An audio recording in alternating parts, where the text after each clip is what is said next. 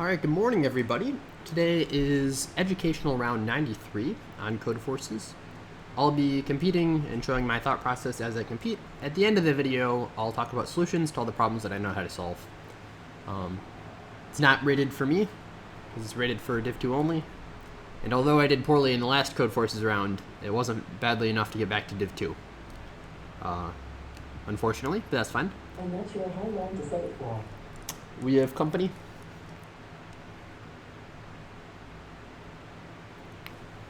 We have company. Understood, sir. For those of you wondering what that is, it's a bot I wrote. You can get, one of the reasons I use it is it announces whenever I have a verdict. So if you go to CF notifications.com, then you can get pretty much the same thing. You just enter your CodeForces handle and then the sound you want it to play when you start. But anyway, here's a contest. Let's go. Good luck, have fun to everyone who's competing. Alright, bad triangle. You're given some array, which is sorted. Find 3 indices such that it's impossible to construct a non-degenerate triangle. Or if it's impossible. So you just care about the smallest 2 and the biggest. 4, 6, and 20. Yeah.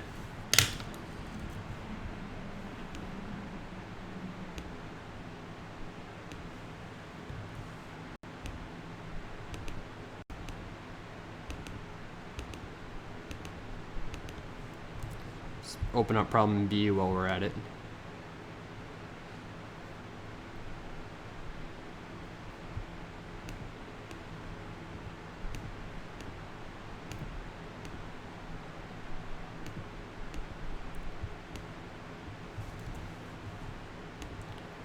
Alright, so into n equals this. Come on, Eclipse, you can do it. Well, I guess we'll read problem B then. Alice and Bob are playing a game. They have a binary string such that each string is either a 0 or a 1. Alice moves first, then Bob, then Alice again, and so on. During their move, a player can choose any number, not less than 1 consecutive equal characters in S, and delete them. Any number, but at least 1 character, and delete them. Let's see. After the character is removed, okay, the game ends when the string becomes empty. And the score of each player is the number of 1 characters they deleted. I see, you want to maximize your score.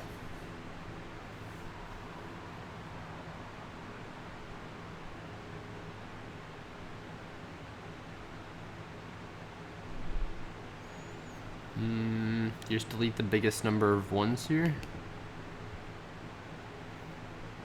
Questions about the optimal strategy will be ignored. I love how they have to say that.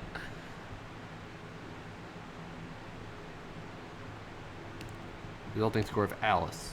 So this is 4, this is this thing. This is 4 plus 2, maybe 6. Yeah, okay. So that's a hypothesis. I don't have a proof at the moment. Okay, we've got Eclipse. Read this array and sort it. So int array A equals new int array N. We never actually read N. We can ruffle sort it. And then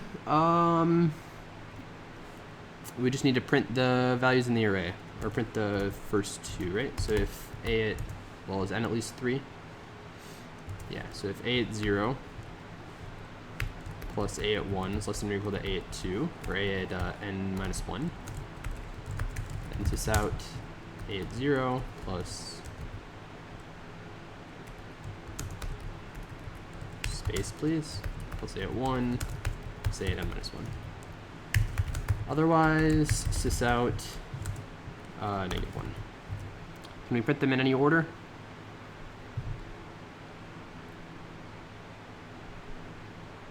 I'll print the indices. Oops. Yeah, okay.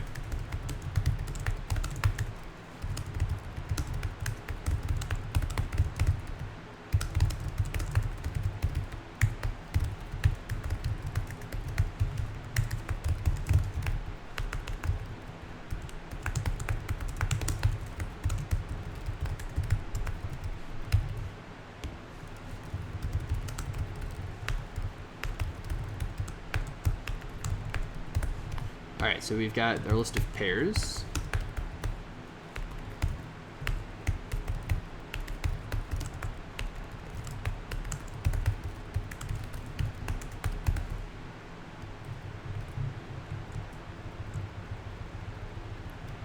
If pairs at 0.val plus pairs at 1.val is less than or equal to pairs at n-1.val, then print this, which is just pairs at 0.index, pairs at 1.index, pairs at n-1.index. Do we have to print these in increasing order? Ah, we do, darn. Man, alright. Enter a ans equals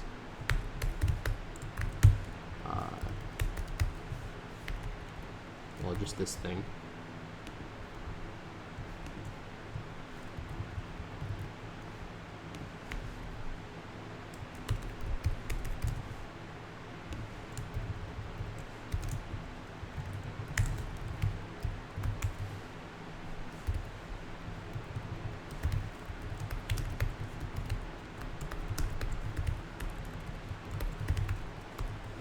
Alright, so this is probably the slowest I've ever been solving problem A. But that's alright. No pointer exception. I never read these pairs in. That would do it.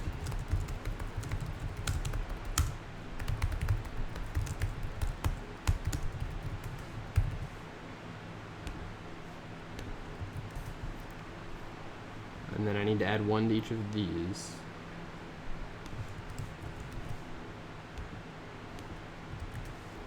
So I print index 1, index 2, and index 20. Is it guaranteed to be sorted?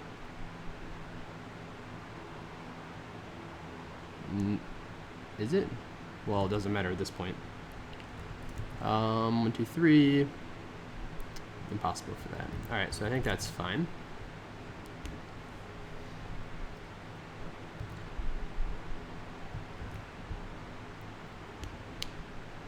And then we'll move on to problem B and listen for our result.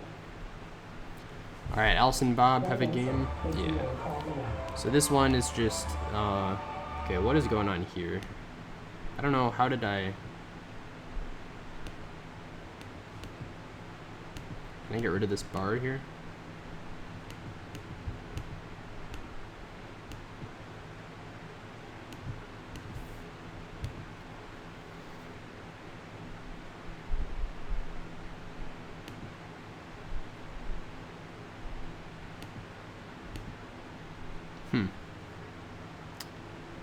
There's some magic button. It looks like these are breadcrumbs. Is there like a hide breadcrumbs here? No. Alright, well, we'll just have to live with it. Oops. Bigger text, huh? That's the general idea. Alright, problem B. Let's go. Time to do this. So my hypothesis is Alice just takes the biggest one each time. Priority Q, integer PQ.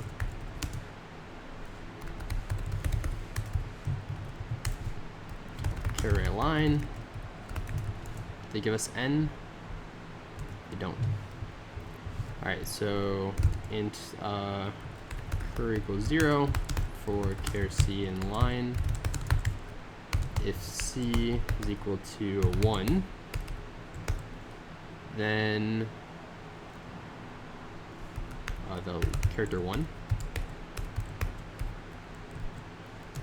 then cur plus plus. Otherwise, pq dot add negative cur, because priority queues take the small things out first, and then also cur equals 0. And now pq dot add negative what we have. And now we need to keep track of our answer.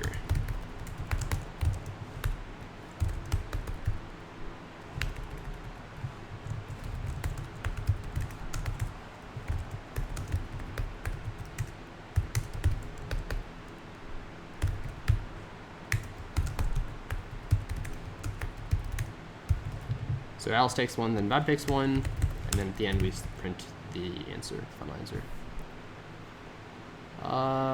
Yeah, I think that's fine. Let's just make sure it passes samples.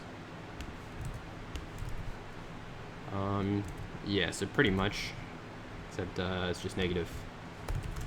How many test cases are there? Only 500. We don't need print writer. It should be good.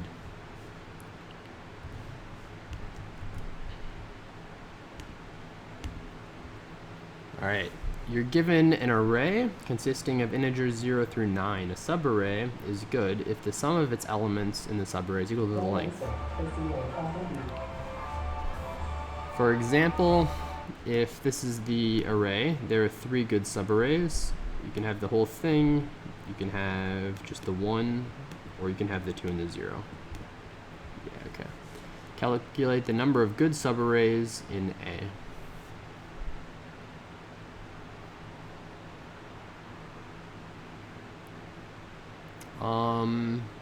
All right.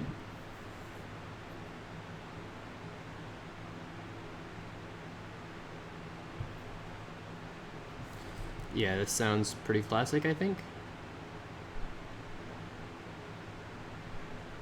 And decimal digit. That's a bit odd, but it's fine. Okay, so here's the idea. So let's say we've got like A1, A2, A3, A4, A5.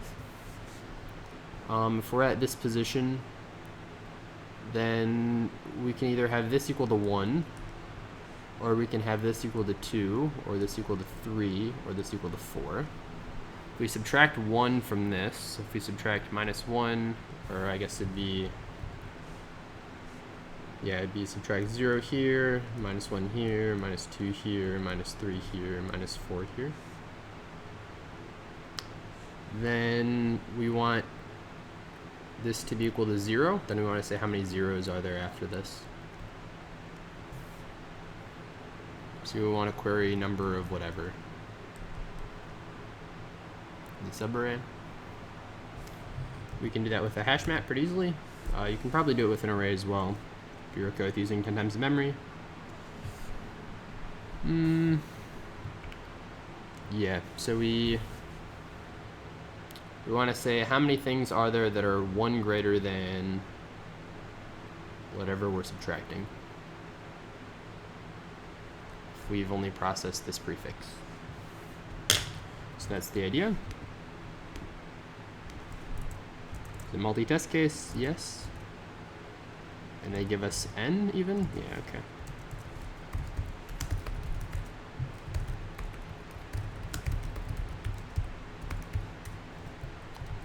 So then,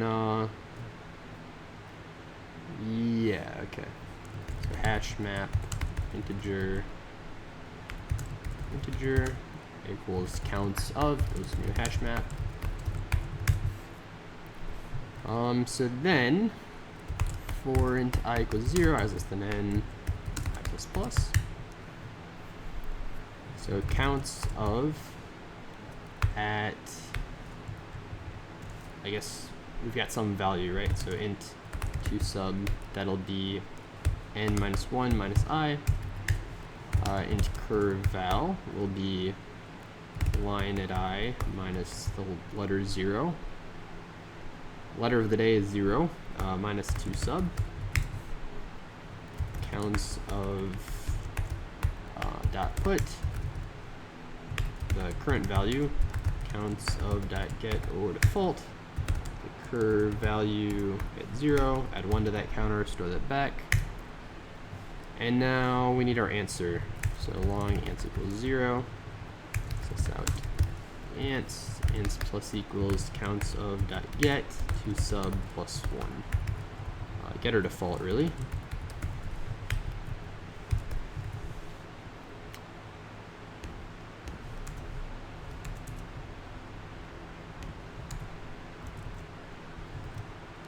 All right, not even close.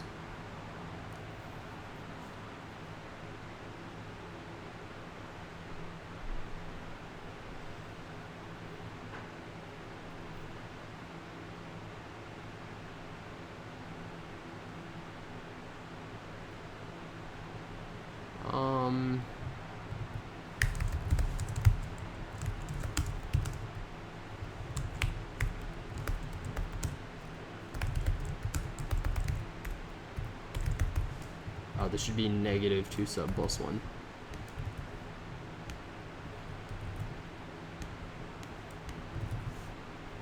Two, 4, 1. That's not right though. Should be 3, 6, 1. So at this position, this is the 2 sub. Curve val is this. I guess that's just probably enough for some debugging. So at position 0, we want to subtract 2. Current value is negative 1. We query how many zeros are there, or how many ones are there, so we should add 1.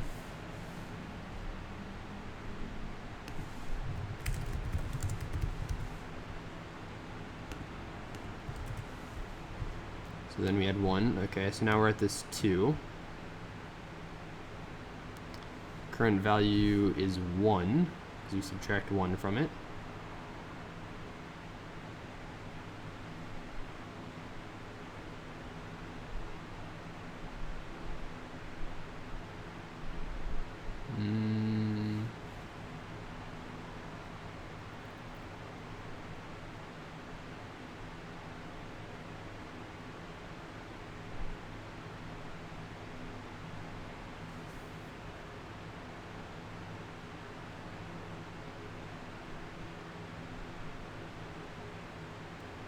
Do I have these numbers backwards? I think I do.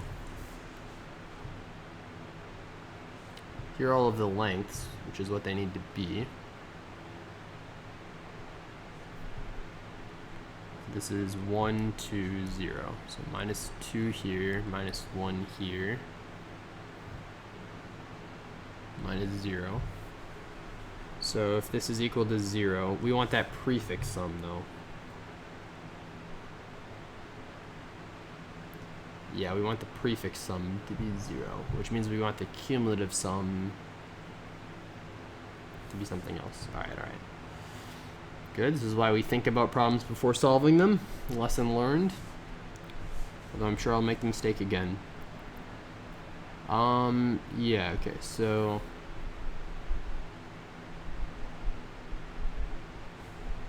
I still feel like this idea of subtract consecutive ones is right though. That's because that's what we're doing. So what if we have the cumulative sum? So then it's 0, 1, 3, 3. So here's our cumulative sum array. Now we want to see, so we've got this 3, 3 minus 3, this minus 2, this minus 1, this minus 0.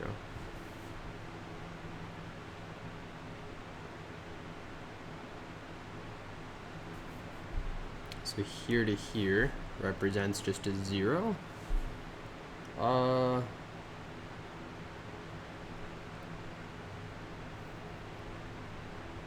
Yeah, so that's a 0, so that's not good. This is, that's 0, that's also 0. Okay. So we need to make the cumulative sum array.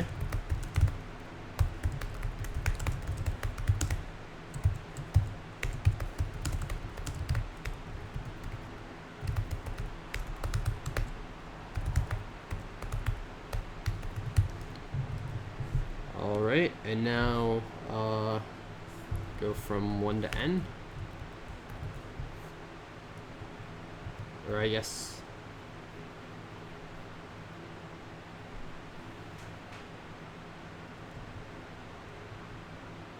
yeah, from 1 to n. Counts of dot put 0, 1. Okay, we go through each of these things. You just subtract out I.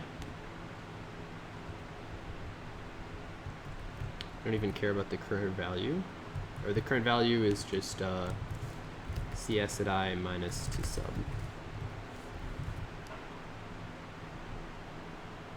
Increment the current value, but we want to do this after we increment the answer. Curve val.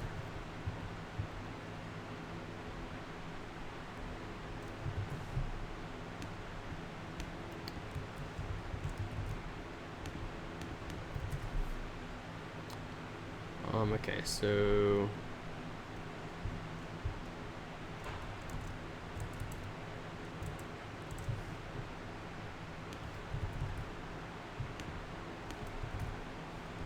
171. Wrong again. Why is that?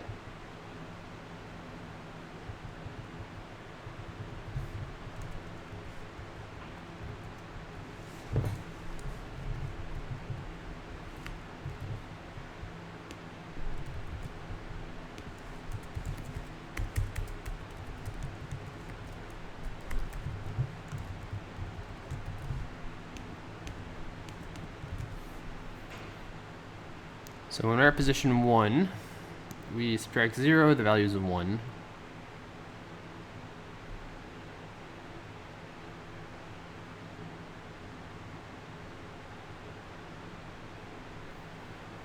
Oh. Does that actually change things? Does, yeah, because then that gets 0, 0, 1, 0. Oh, I see why, Yeah, that makes sense. Okay. Alright, well, it's fine. Let's submit that, move on to some fun problems, huh?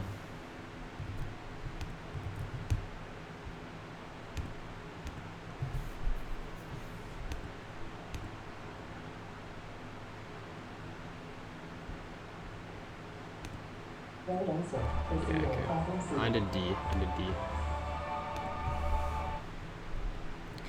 You're given 3 multi-sets of pairs of colored sticks. Our pairs are of red sticks. The first has length this thing, the second has length this. And the rth pair has length. Do all of the pairs of sticks have the same length in the pair? Our pairs of red sticks. The first pair has length this, second pair has length this. Oh, okay. I think I understand. So, yeah, okay. You are constructing rectangles from these pairs of sticks with the following properties. Take a pair of sticks of one color, take a pair of sticks of another color that's different, add the area of the resulting rectangle to the total area. Thus, you get such rectangles that their opposite sides are the same color and their adjacent sides are not the same color.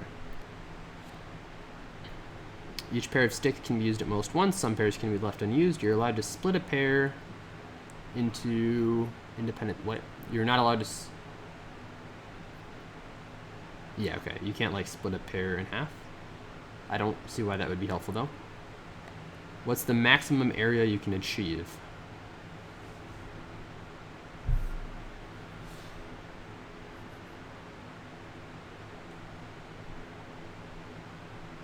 If we brute force the number of single test case, if we brute force the number of red ones we use,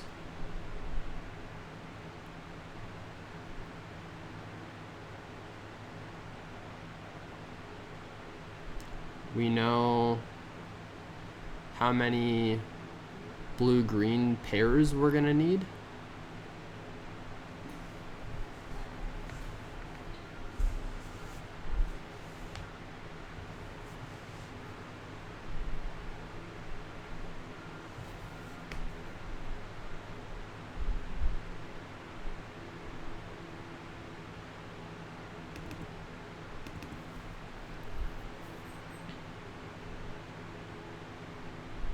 Oh, they're all small even.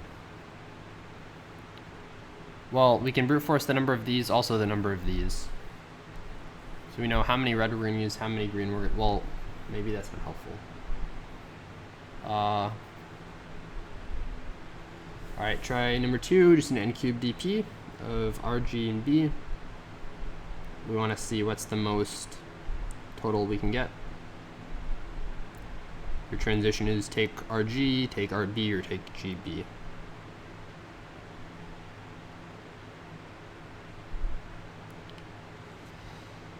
Yeah, I think that's fine. Okay, let's do it.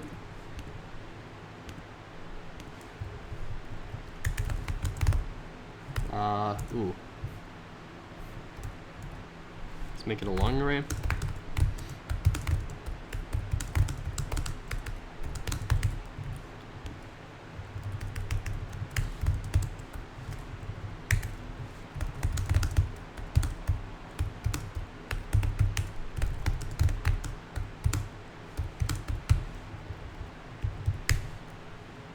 so nr equals this. Let's make sure I get it in the right order.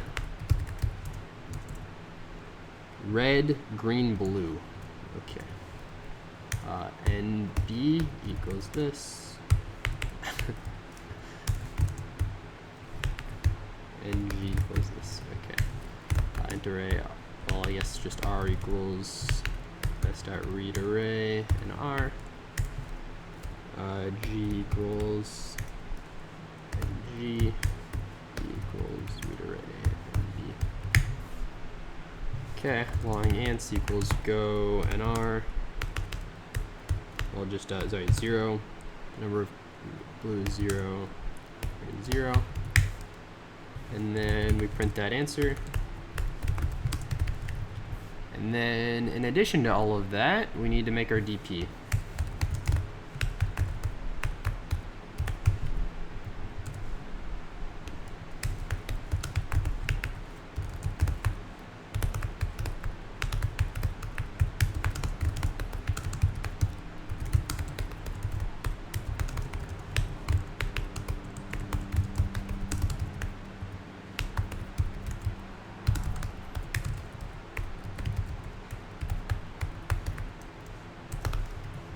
So let's write this DP.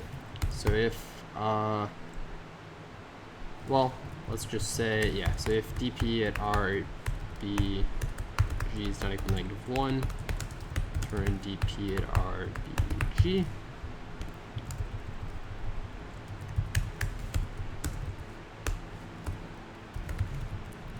Long best equals 0, we can always do nothing. If R is greater than, or if R is less than, R plus 1 is less than, no, it's just R if R is less than NR and B is less than NB, then best equals math.max of R. Oh, that's kind of annoying. Let's rename this RA. This can be, what?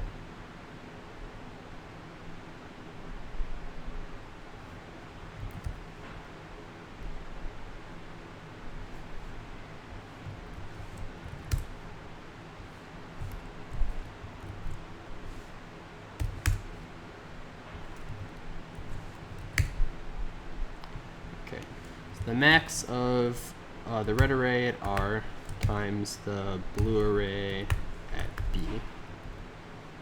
plus go from R plus 1, B plus 1, keep the same G. Okay. Now a lot of copy and pasting. So we also want BG.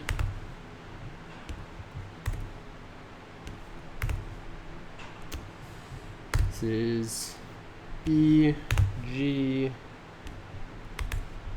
BG. And then the other combination is RG. So R, this needs to be green. Alright, I think that's fine. This isn't right. This needs to be the blue, this needs to be the green.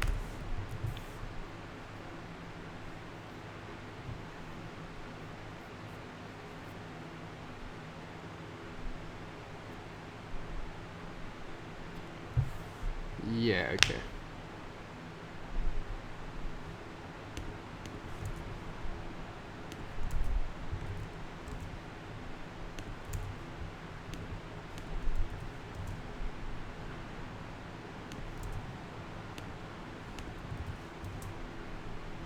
Really?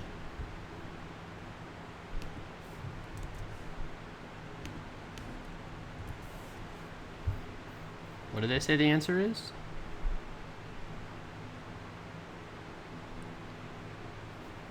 The best rectangles are... Oh, we can also skip them. So thank you for the sample. Best equals, well, if R is less than NR, best equals math.max, best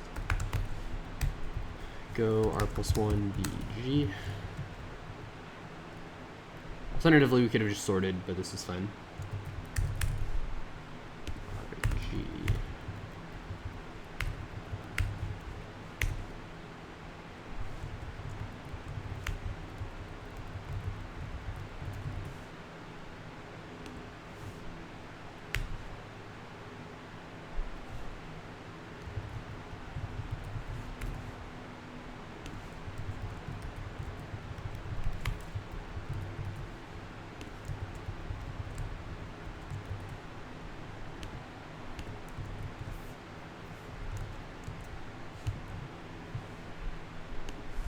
Very good.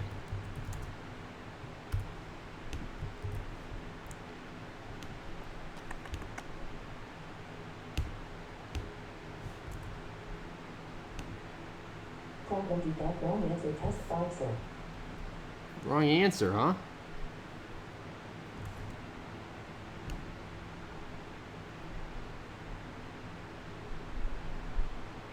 Really?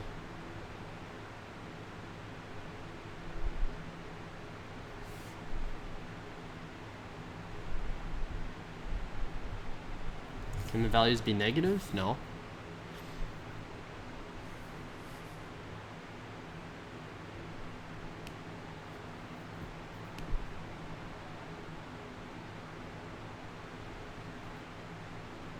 Are we not trying everything?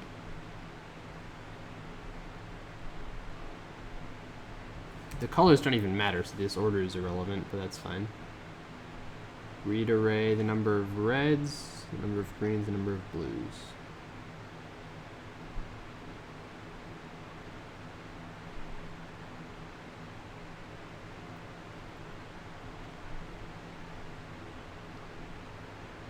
So we can skip anything.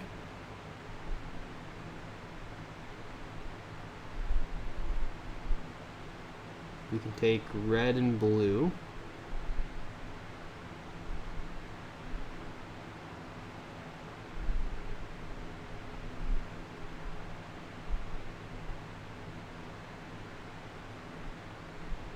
We can take blue and green.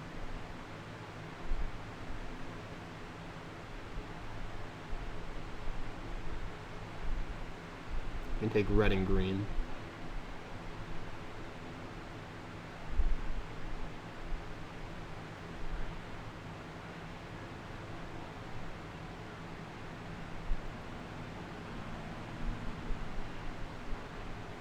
Oh, duh.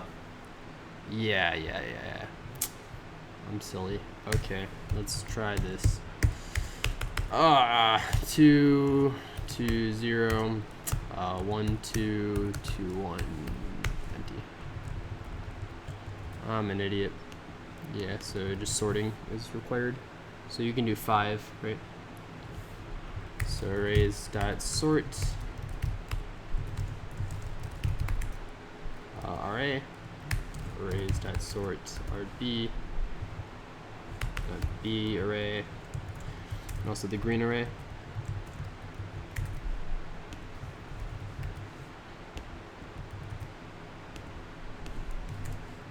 Yeah.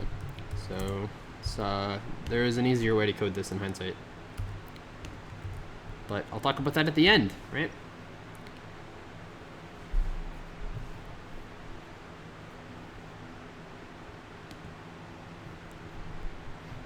Alright, on to problem E, assuming we get it right.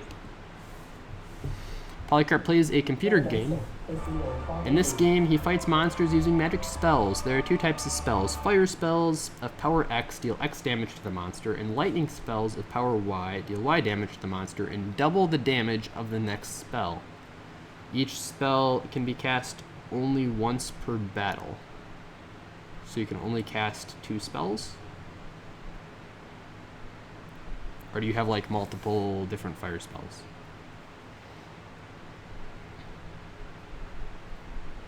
Okay, you can have multiple of one kind. Let's see. Yeah, initially he knows 0 spells. His spell set can change n times. Each time he learns a new spell. Well, how hard is this? It is... Did the problem set just become real all of a sudden? Did we just go from easy land to real problems? Okay, that's what happened. Yeah, so let's see. Is it like one LGM solving all of them, or is it 3 different people solve different problems in the top? It's mostly just one LGM. Although William is flying through them. Holy cow, man, he's fast. All right, well, let's try it. So you've got a bunch of these spells. On a given turn, yeah, you either have a fire or a lightning at each step.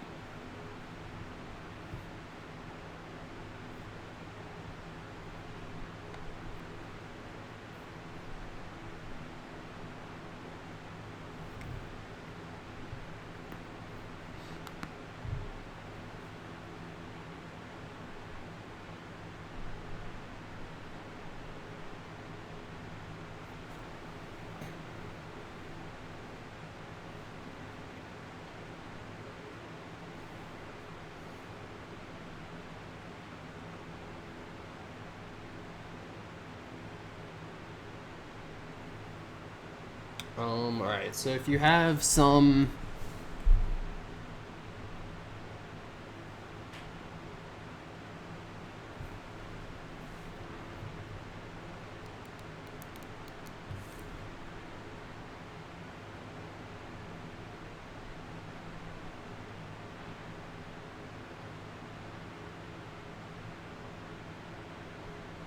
Wait, hang on.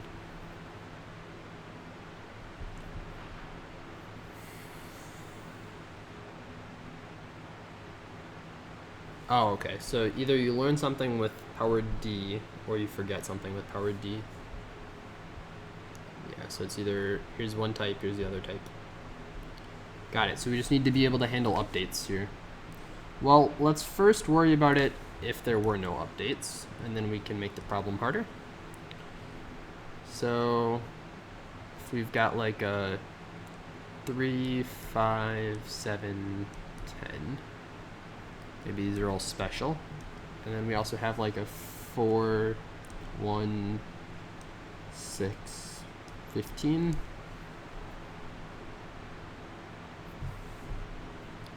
Then we get to double 4 things.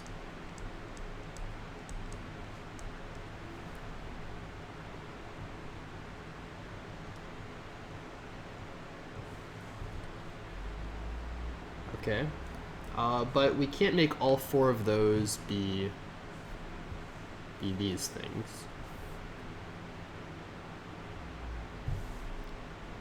Right, so at most 3 lightnings. So we would want to double, in this case, the 15, the 10, the 7, and the 6. So how do we do that? Well, we put 15 and a 10.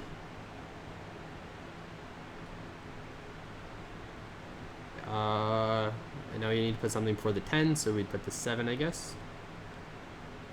Now we would need to double the 7, so we put a 5.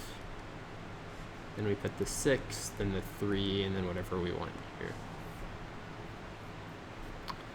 So the issue is, what if the biggest 4 things are the ones we want to double?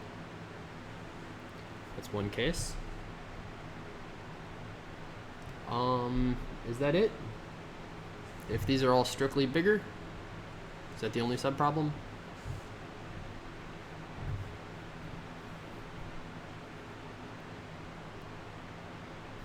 Yeah, so if we've got like X of these, we want to pick X things and we double their value. So it's either the sum of the biggest X things, or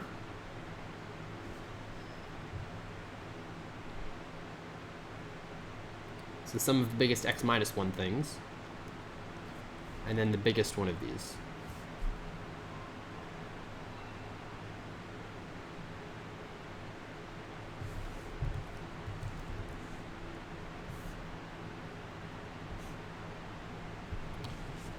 One is which type?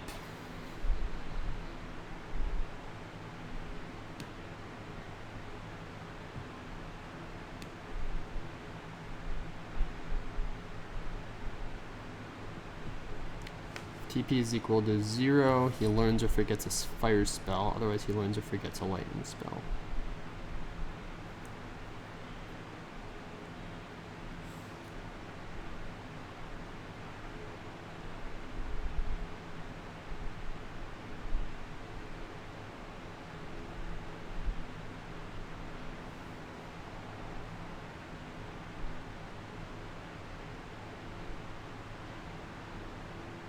Does lightning double? Yeah, lightning doubles.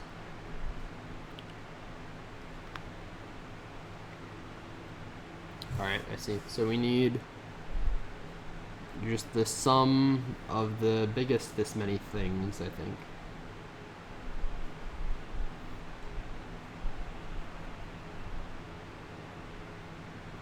So we could do this with a treep if we wanted to. So what operations do we need? Sum of like largest whatever. Largest x. Then we also need in one set in everything. And then we also need, in addition to the sum of the largest x, we need how many of those are lightning. Okay, and then we also need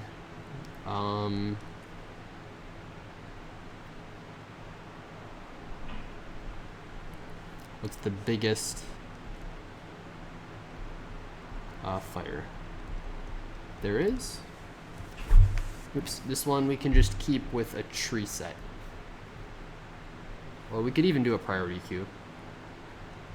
I'll do a tree set, I'd say.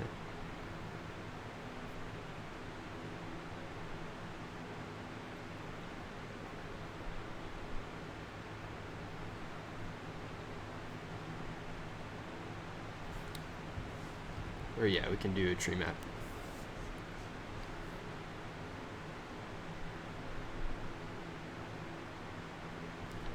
So I think we can not have to write a treat because this changes by plus or minus 1 each time. So if we gain a new fire, then we need to add one thing to it.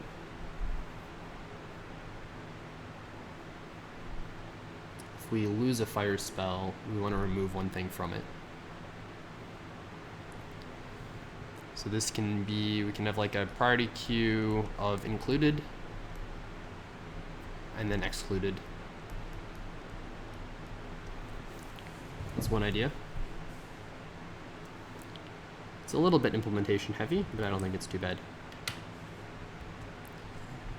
Let's read the next problem as well. Oh, maybe not.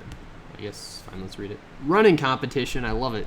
Alice and Bob play a game. The game consists of several sets. Each set consists of several rounds. Each round is won by Alice or Bob, and the set ends when one of the players has won X rounds in a row. For example, if Bob wins 5 rounds in a row at X equals 2, then the set ends. You know that Alice and Bob have already played N rounds. You know the result of some rounds. For each X from 1 to N, calculate the maximum number of sets that could have already been finished if each set lasts until one of the players wins X rounds in a row.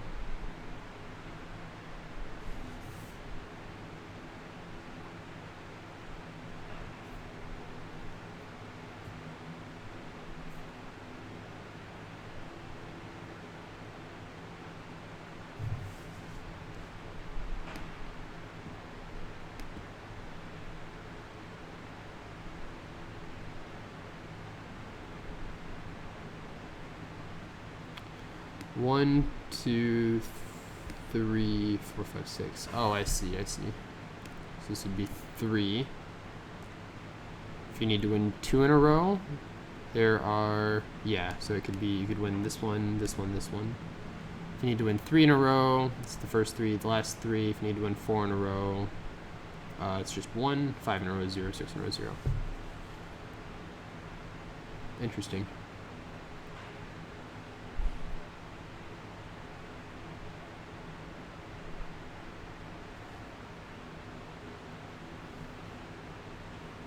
Yeah, it's a cool problem. I don't know how to do it immediately. And then finally, let's read running competition, and then we'll go solve E. Running competition is going to be held soon. The stadium where the competition is held is represented by several segments on the coordinate plane, 2 horizontal segments connecting 0, 0, and x0, and 0, y, and xy. N+1 vertical segments numbered 0 to n. The I segment connects these pairs of points, so straight up. All right. The lap is a route that goes along the segments, starts and finishes at the same point, and never intersects itself. Is it always in the shape of a rectangle? I suppose probably, yeah.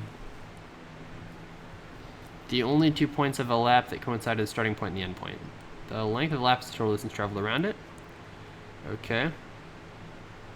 The competition will be held in Q stages. The ith stage has some length Li, and the organizers want to choose a lap.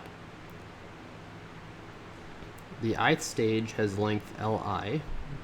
Okay, and the organizer wants to choose a lap for each stage such that the length of the lap is a divisor.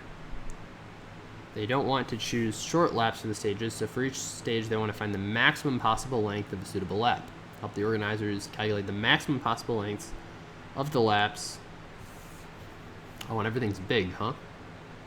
Yeah, in other words, for every Li, find the maximum possible integer L such that they're...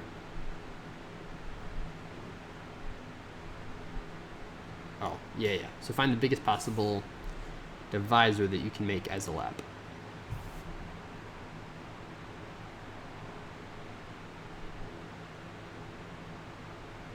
Well, I'm pretty sure the vertical lines are easy.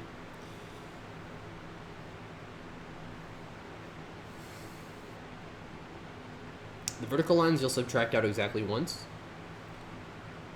And now on top of that, you're doing the same thing twice, right? So once you subtract that out, the factor needs to be even.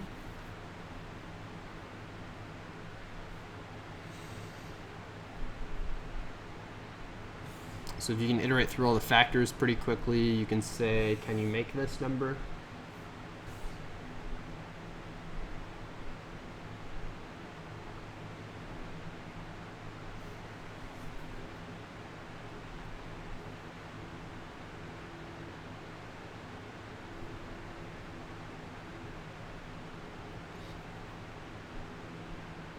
So basically we have a bunch of points on the x-axis. We want to say, is this distance ever possible? Are there ever 2 points that are this far apart?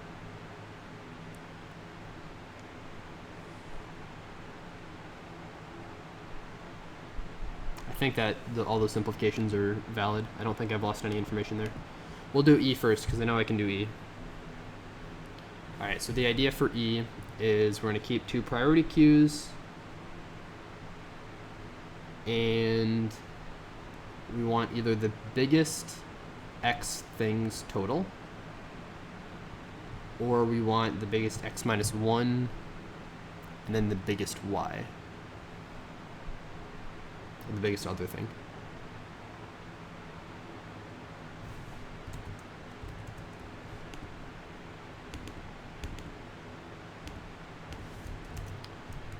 Single test case. Yeah, okay.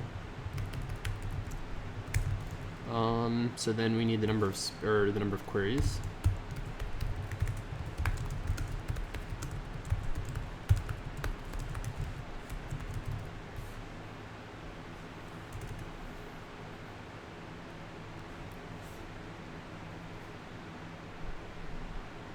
Oh, it's tricky though, because we need to remove random stuff from it.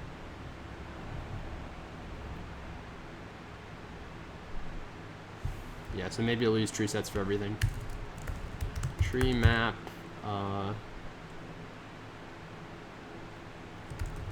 integer to integer, good spells.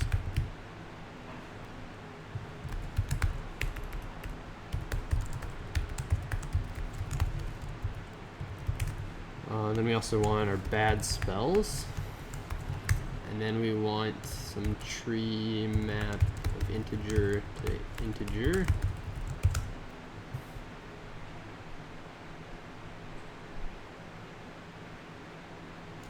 Or how do we do this? Well, let's just figure out what we need to do first. So we've got the type.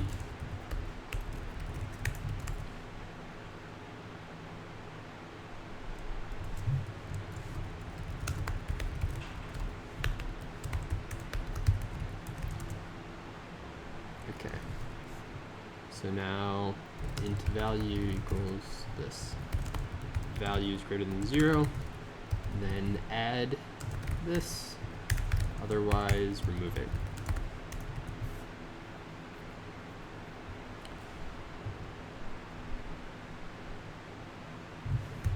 So if good, then we need to do some stuff. So add to good spells. Then we need to add it to the non-included spells. Move one non-included to included. Alright, otherwise, if it's bad, then we need to add to bad spells. And then consider moving one, or consider like trading from included to not included. Alright, what if it's bad? So if this is a good type, then we need to remove it from good spells.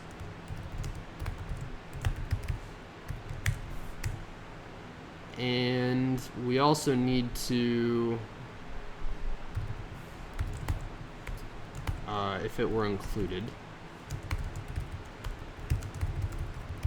remove from included. Otherwise, remove from excluded. And also, well, it'll never be excluded. If it's good, it'll always be. That's not true. If it was in the top however many, we need to remove from included. But that will decrease included size. Otherwise, if it wasn't in the top however many good ones, then we need to remove the smallest thing from included.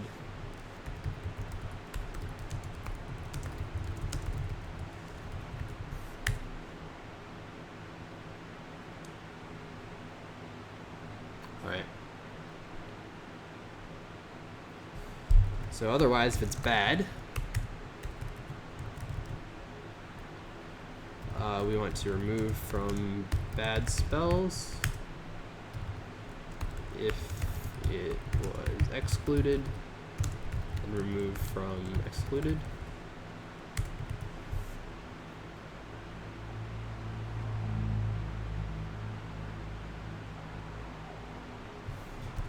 If it was included, then move one from included, or from excluded to included.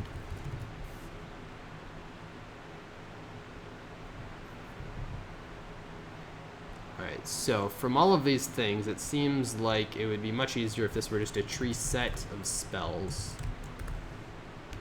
rather than that.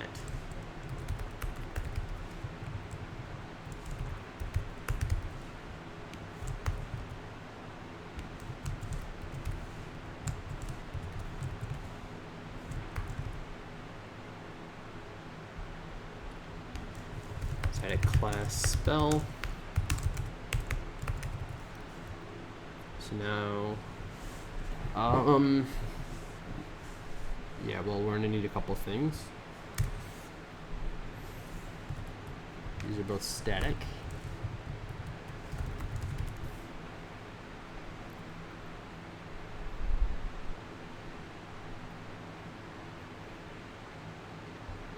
So a spell is gonna need int value, implements comparable spell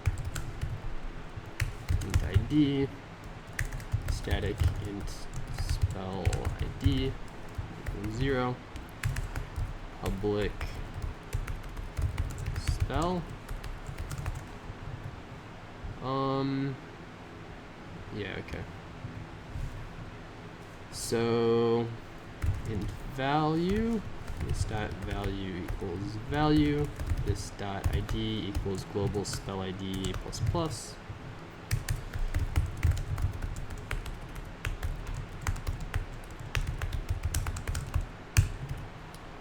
All right. If value is not equal to the other thing's value, then compare those.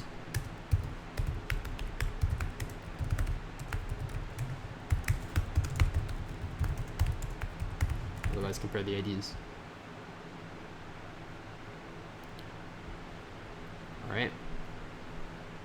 So now we need an array deck of things to remove. For each number, how big can these get?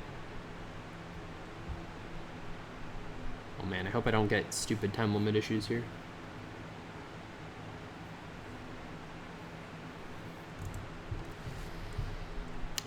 So hash map of a integer to array deck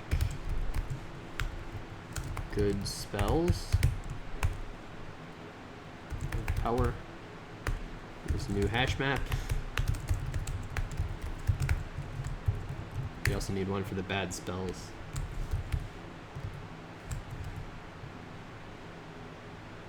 Array deck of spell. Okay. Each spell also needs Boolean included. It was false, probably. Yeah. Probably false initially. Okay, so now we need a couple methods. So static void include spell s. If not included, that contains. Oh, we also need the list of included and excluded ones. Static tree set spell included tree set static tree set spell excluded equals new tree set static long included sum 0. Alright, so include this spell. So if included dot contains s, then throw null. Otherwise, included dot add s. Excluded dot remove s. And included sum plus equals s dot the value. Okay, static void exclude some spell s. If excluded dot contains s, throw null. Included dot remove s. Excluded dot add s. Included sum minus equals s dot value.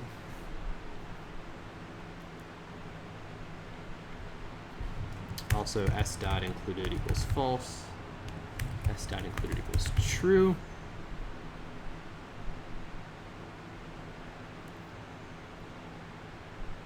And what else do we need? So we've got this working.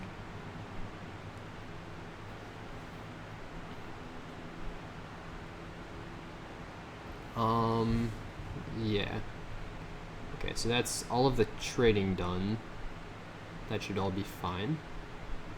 The other thing is we just need to add and remove stuff, it looks like.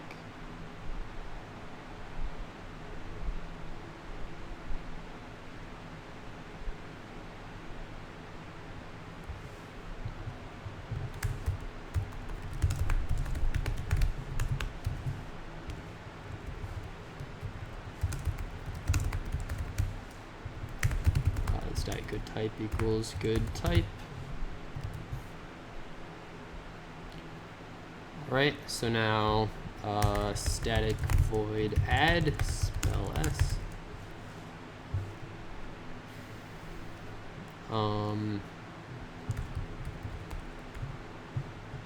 Yeah, so like, well, I guess we'll just add it to the excluded spells. So now excluded dot add the spell, and now if s dot good, then good spells dot add s. Otherwise, bad spells dot add this s.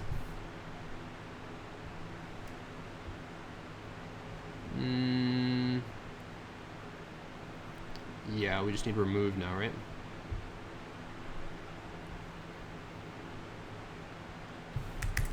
Static void remove spell s if included dot contains s row null. All right. Excluded dot remove s if s dot good type good spells dot remove s, otherwise bad spells dot remove s.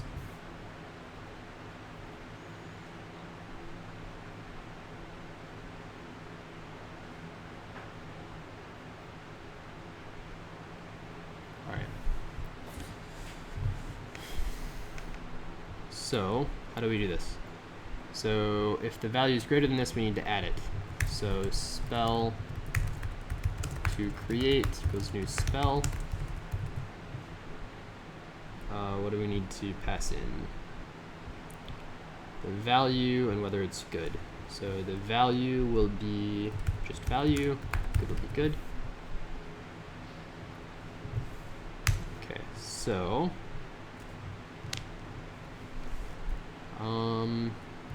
add to create.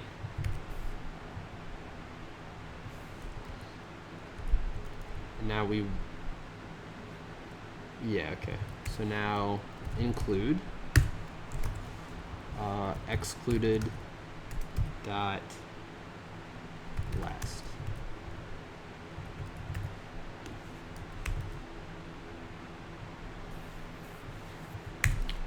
Otherwise, add to create.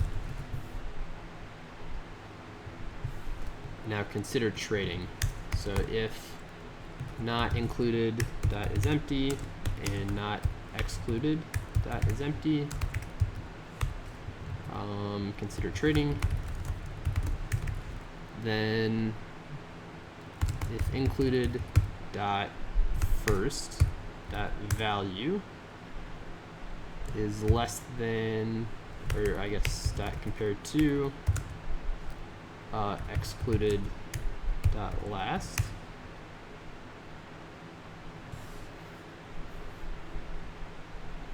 so if this is less than 0,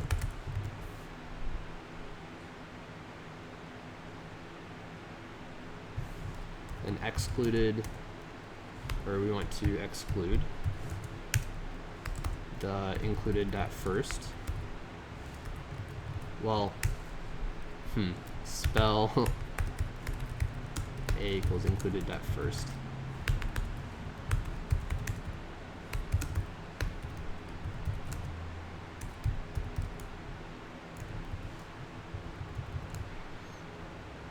So if a dot compared to b is less than 0, then we want to exclude a and include b.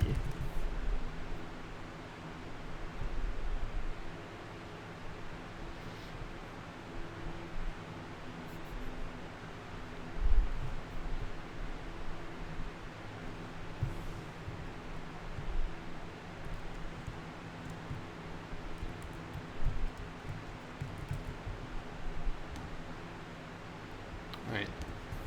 Otherwise, we want to remove it. So we need a new spell here, right? So spell to remove equals, oh, we need to add this to the lists as well. Okay. So if This is annoying. Yeah, okay. If goods spells at power dot contains key value, if it doesn't at least, then goods spells power dot put the value new array deck.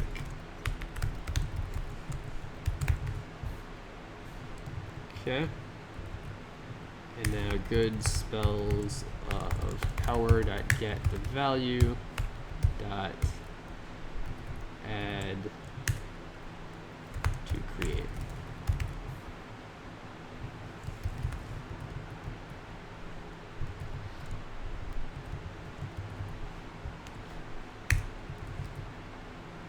So just the bad spells now.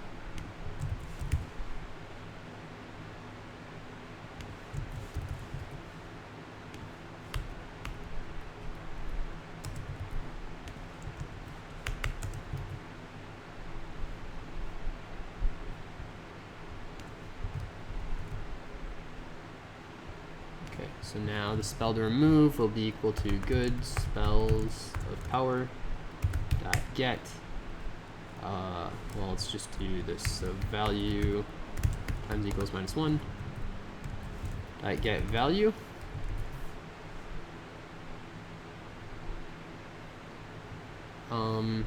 Dot remove first.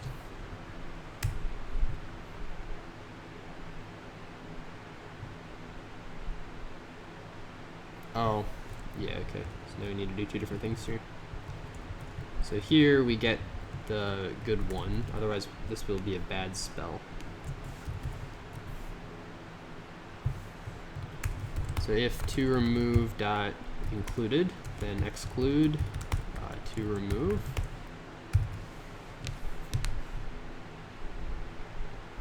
Otherwise, exclude the worst thing in included. So included dot first.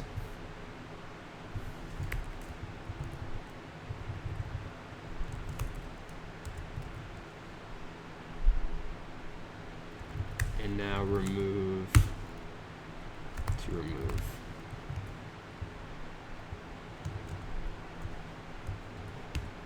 Okay. Otherwise, remove to remove. If to remove dot included, then do something. Otherwise, well, if it wasn't included, we don't care. If it was included,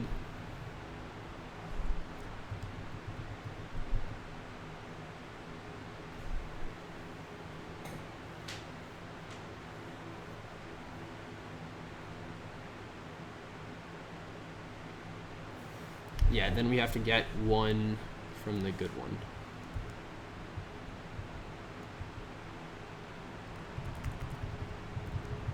So include excluded dot or dot last.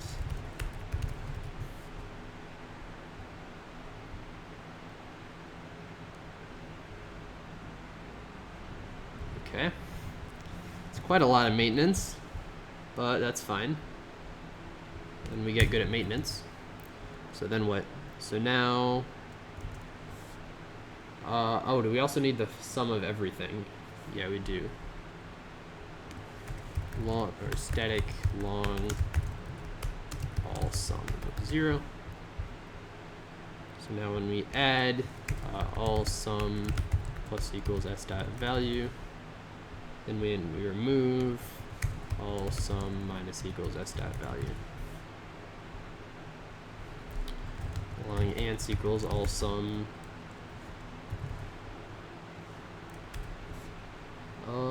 Okay.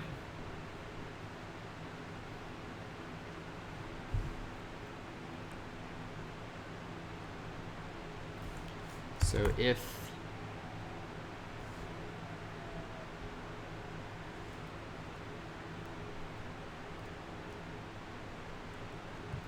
not good spells dot is empty, and also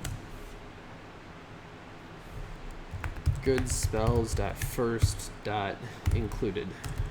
Then we need to subtract 1 from the good spells. So now ants, well, plus included sum. Okay.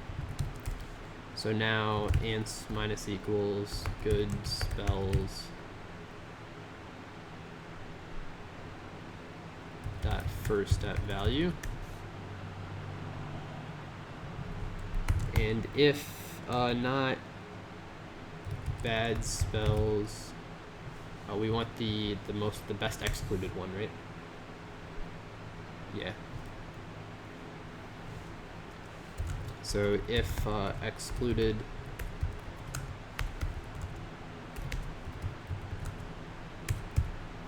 dot is empty, so if it's not empty, then ants plus equals excluded dot last dot value.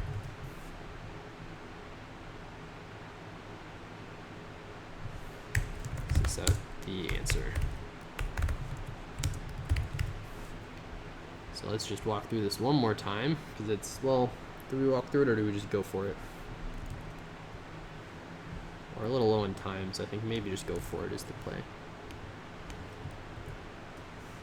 5, 25, 10, 15, 36, 21. Holy cow, man. Nice.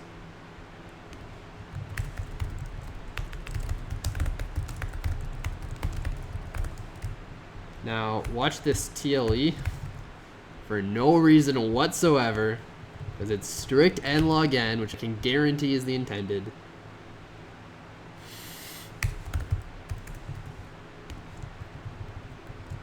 This TLE is, I'm going to be fairly upset. I might just move on. I might just say, screw this, I'm doing an interesting problem instead, rather than spending my contest optimizing this.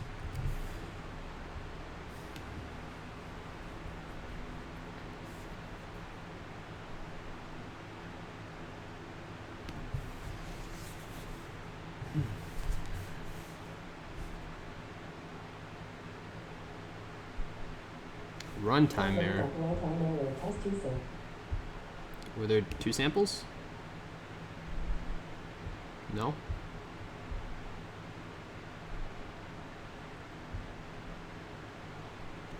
Huh.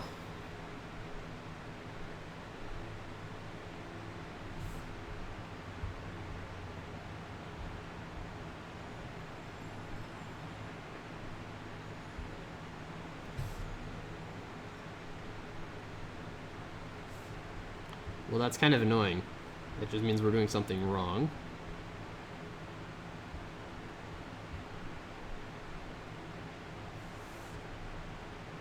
Could be a lot, though. Alright, so we have a hash map of integer to good spells, integer to bad spells.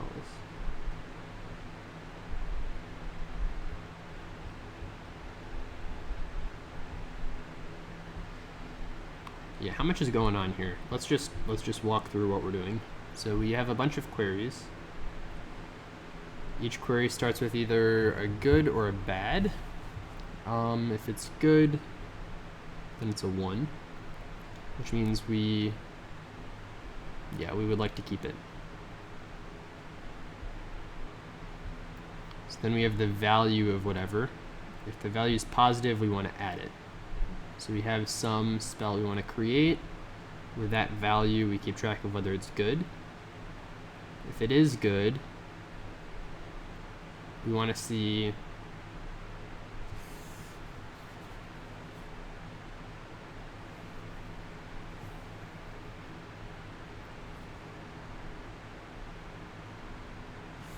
if we don't contain this key in the list of good spells, we add a new array deck. And then we add this to the list of spells of that power. So this is just that. Otherwise it's bad, but we're adding it. So we add an array deck there, we add this thing to the list of bad spells. They guarantee it will be there.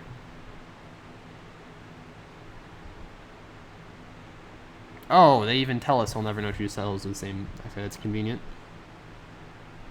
It's guaranteed he knew that before the change. Okay, that's fine.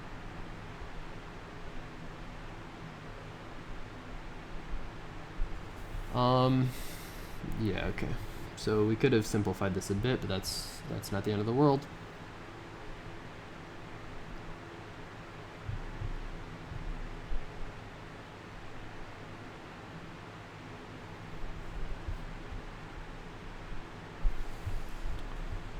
Yeah, okay.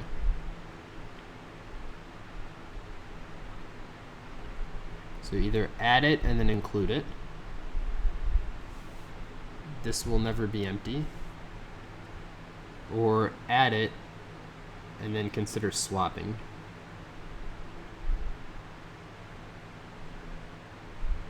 Okay, I think that's all fine. So what could crash?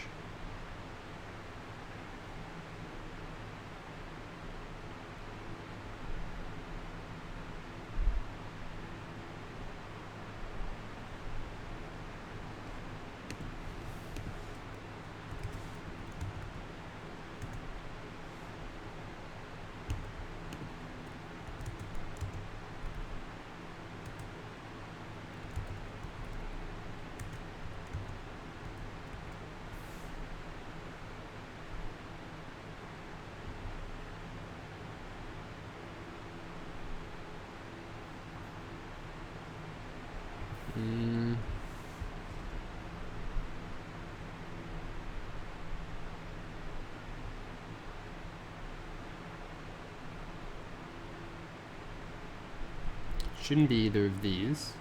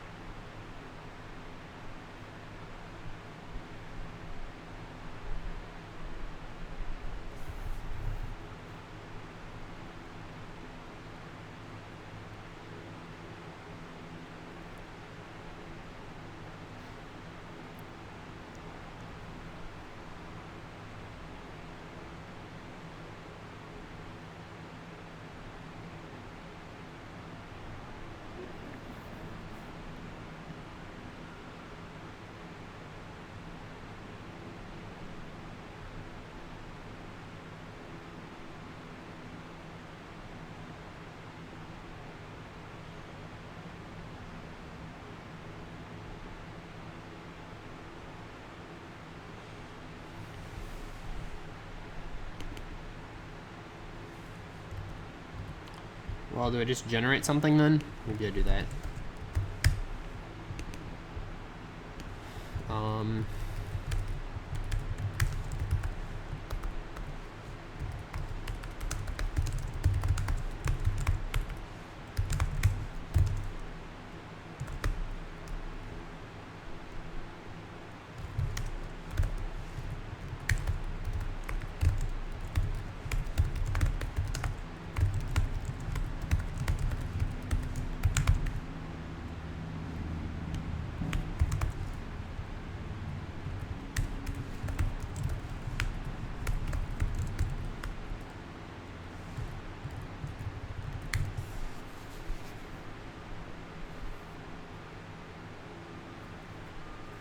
Yeah, so out.println t equals 0 less than t plus.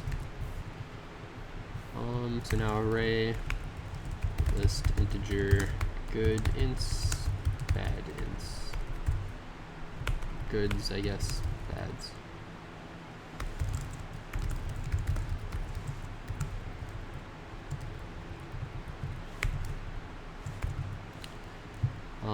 Alright, so for int, well, okay. If r dot next boolean, if r dot next boolean,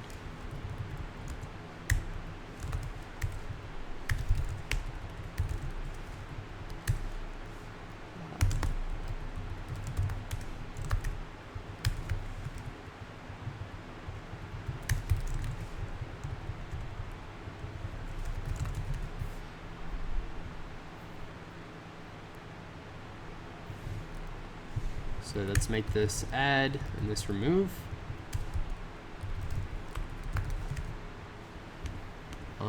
Okay, so this can be positive. So int val equals, or this is good. Yeah, this will be good.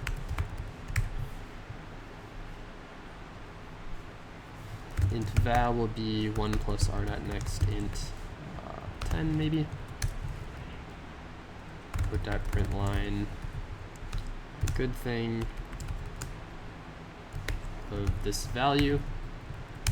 Goods dot add this value.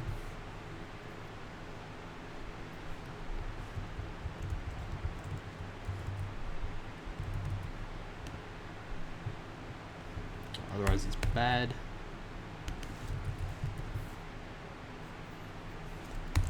If goods dot is empty, then tt minus minus and continue. Just try again basically. Otherwise int to remove index will be r dot next int goods dot size. Int val equals goods dot remove to rem index. Out dot print line 1 plus negative value. This is now the same thing but with bads.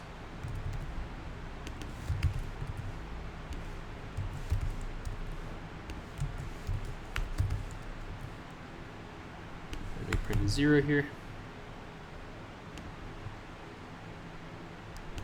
Then out dot close. So add 5, add 6, remove 6, add 1, add a 9. That looks about right. Let's see, does this crash? It does. Why does it crash? Remove.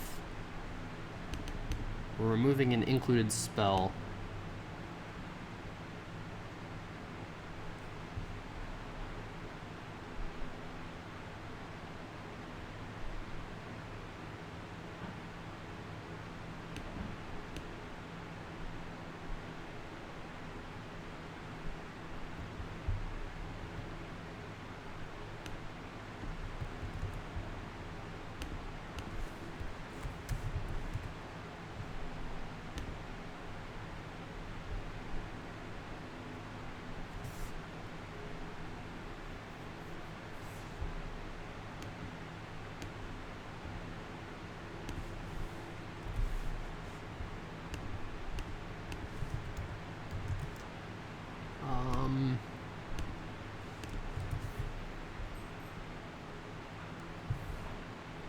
Okay, that's fine. Let's do system.out.println though instead of this.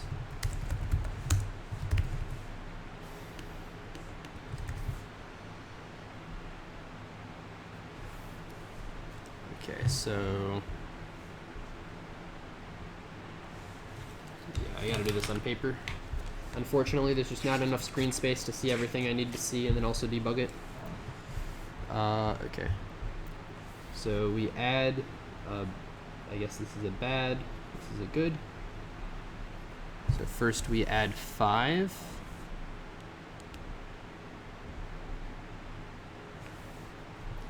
Bad 5.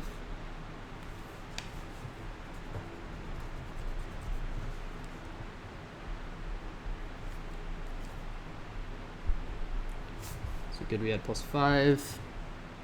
Then we add plus 6. Those are bad again. Plus 6. Also plus 5.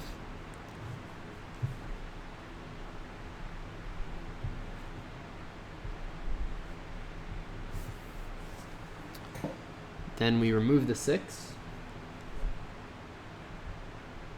Then we add a 1.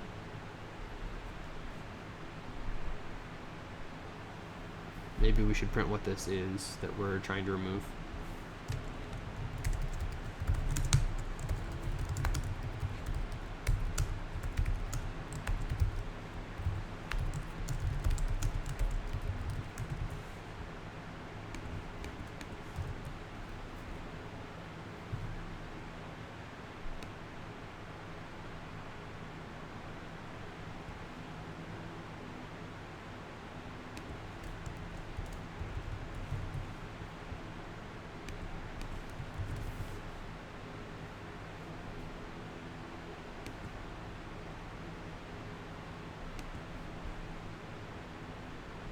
Oh, oops.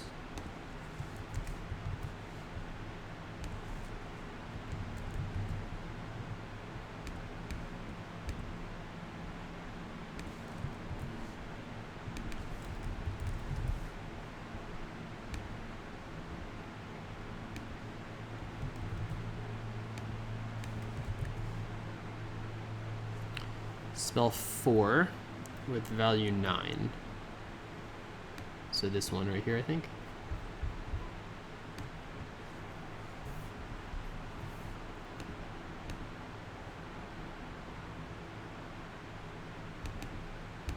Oh wait, if okay, so this is, yeah, this is just us being stupid. Okay, so now exclude to remove. Most of my debugging sessions are just me being stupid. I think that's a good analogy. Oh, duh, yeah.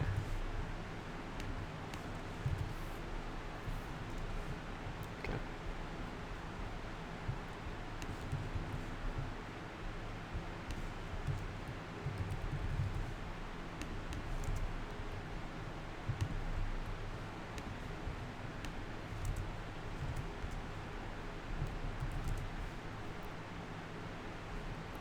Man, this is a really fun problem set. I'm enjoying all the problems.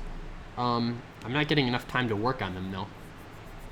I think it's just because I'm too slow at coding stuff. Or too slow at debugging, maybe. What do I do with this TLUs? I remove some checks first, and then resubmit and cross my fingers, hope it works. Oh, it wasn't even close. That's odd. Alright, that's fine. Okay, so let's look at the problems.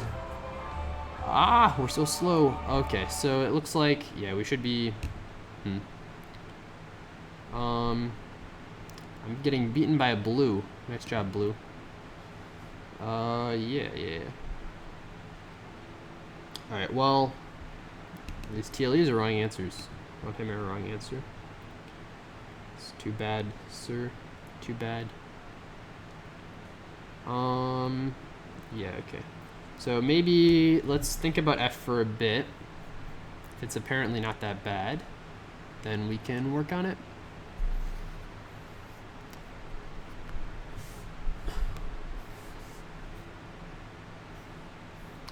So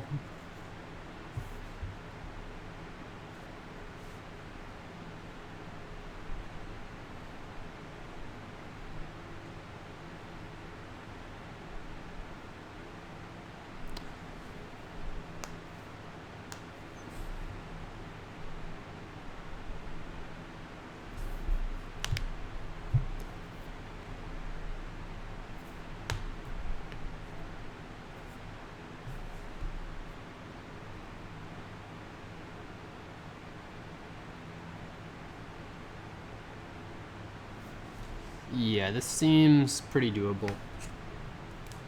I think. So here's like kind of one idea. We've got like maybe we'll have, oh. So let's say we start with a 1. We might start with a question mark, which makes it a bit more difficult, but yeah. So we've got a 1, now we've got a bunch of question marks, now we have a 0. Now we have a bunch of question marks. Oh, if we start with anything, if we start with some question marks, we can just make all of these 1s, because that's always beneficial, and if we end with question marks, we just make all of them 0s. If it's all question marks, we just make everything 0, so that's fine. So now we've got some 1s, now we have a bunch of question marks, now we have some 0s, or maybe we have some 0s, some question marks, now a bunch of 0s. Anything like this, we can make all of these 0s. So we just go like this. And now,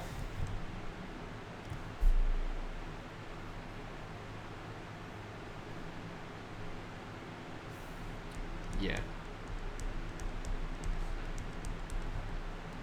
So we'll have something like this. Now we want to see, like, when is this beneficial and when is it not? Like, when do we get interrupted by this? So if this range here, if this is less than the jump length, so let's say like we are looking at periods of like length 4 or something, right? This is less than the jump length.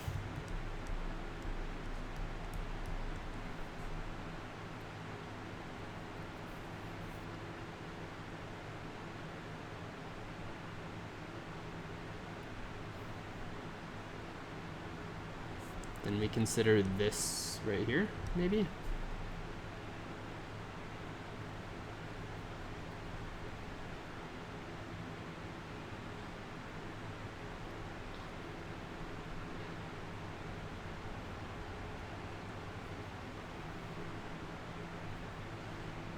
I guess it's tricky.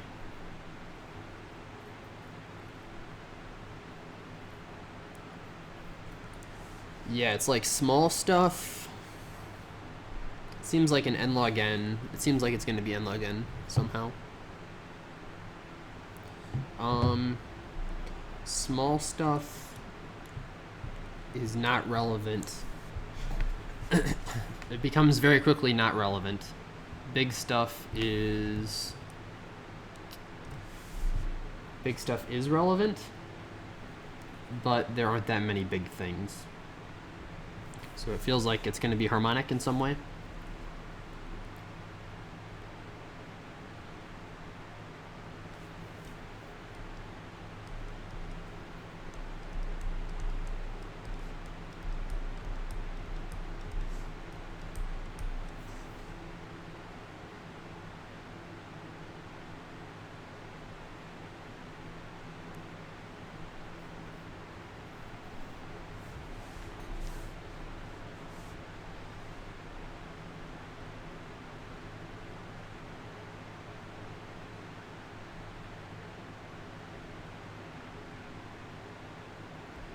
So we can just make, if we just make our next jump naively, yeah, we can just make the next jump.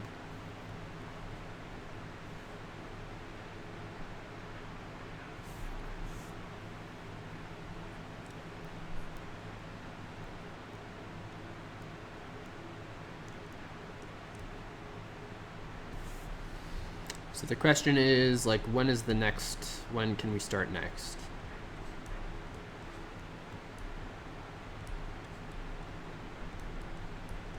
Well, I guess the first question is, does this work? That's a pretty easy one to answer. If this does work, we just take the jump and then we start right after it. If it doesn't work, the question is, when can we legitimately start next? So if it doesn't work, we find the first thing that causes it to fail and then jump from there. Do we have a small time limit? Yeah, maybe not. So we can do this part with cumulative sums. Where can we start next? That's a good question.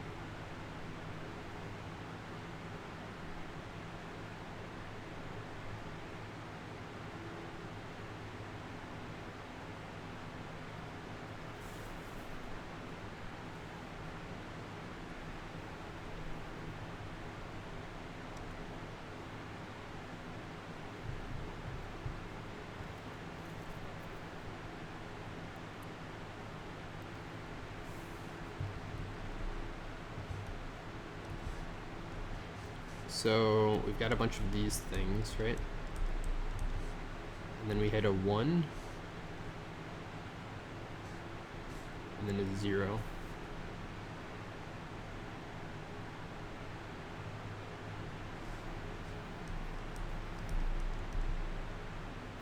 So we want to find, the next place we might be able to start would be this. You either go here or you ask him when he can start next from here. So you find the next start of a question mark.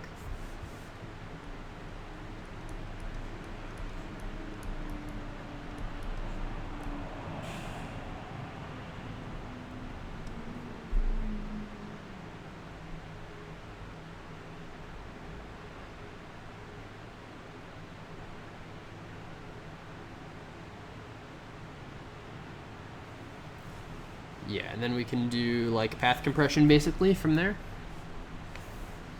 Because this makes like sort of a graph. So, okay. Good, good.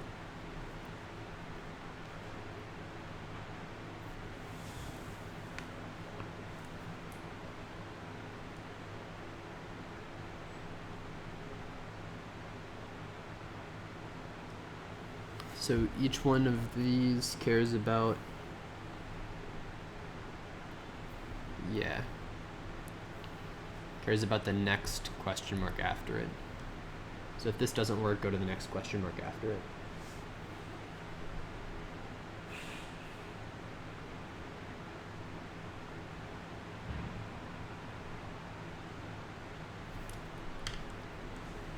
Okay, so I think that's it. I think it's just very easy. Alright, so single test case, right?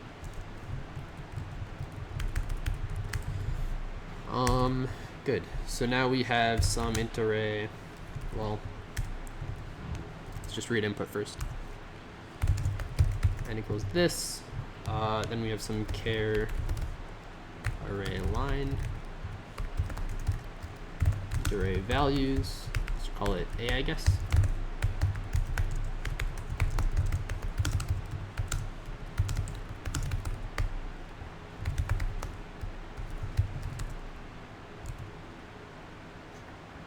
Oh, I see. This is tricky.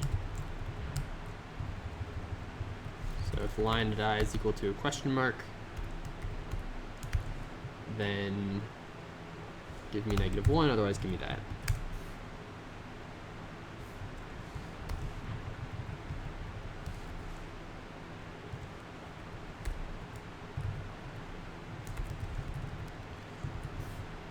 Okay, so now we'll make CS0 is new int array n, and CS1 is new int array n plus 1, I mean. Static Boolean works int from int to.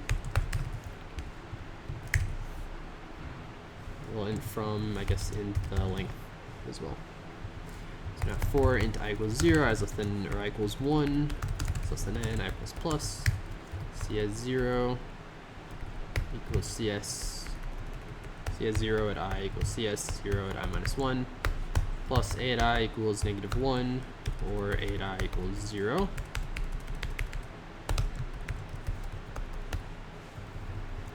If either of those are true, then we want to add 1.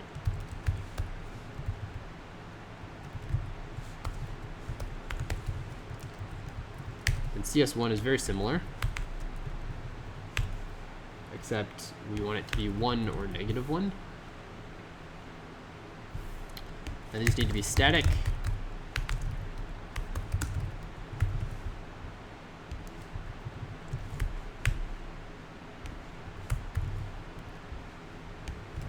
Okay, so int sum, well, it's static Boolean works int from int to, and then int array CS.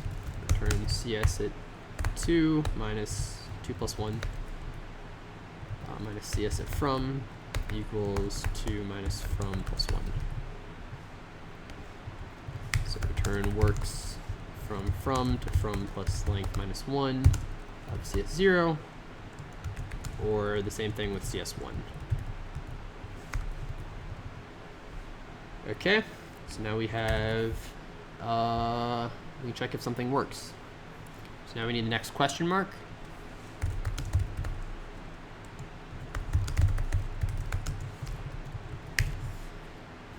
Yeah, so int ans equals n, for int I equals n minus 1, as this greater than 0, n minus minus. I guess we'll just call this next. Yeah, so now next q at I equals next. If a at I equals a question mark, then next equals I. So now we have the next question mark. Static int go int index. Now this needs to be static.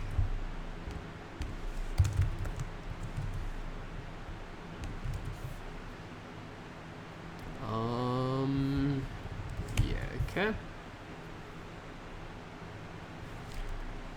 We also need the size too, right? So now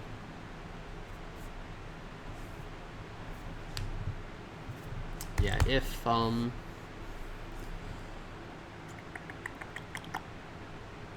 works at this index and this length, well, so you're just gonna return like where the next start is. So if it works at index and this size, and return index. Otherwise, it doesn't work, so we have to skip at least one. So I guess if index is equal to n, then return index as well. Next q.length. Okay, so now if it doesn't work, int canned position will be next q at index.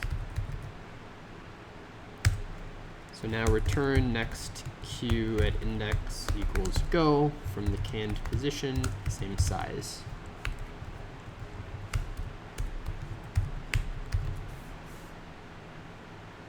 So if we update this, then that should be not super slow, I don't think.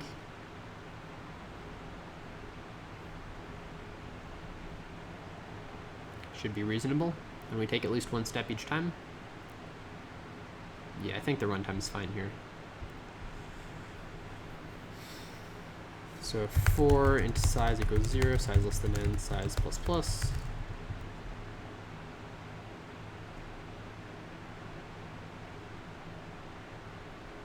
So that starts at 1 and goes up to n inclusive.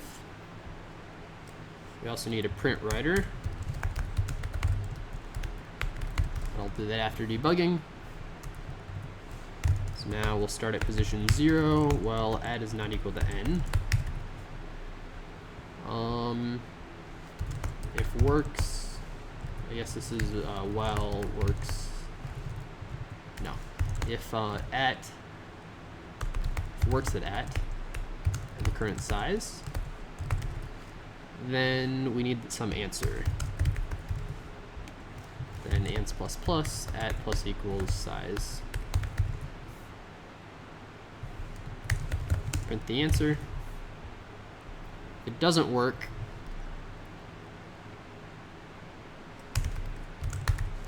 then at equals go at which index in the same size.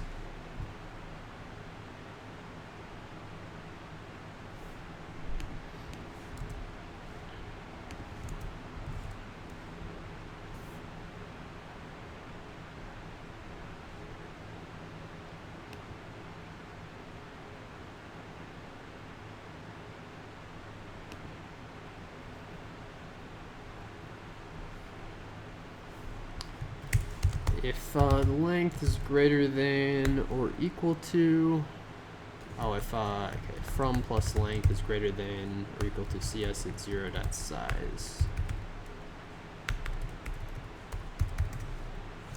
And return false. That would be at a bounds.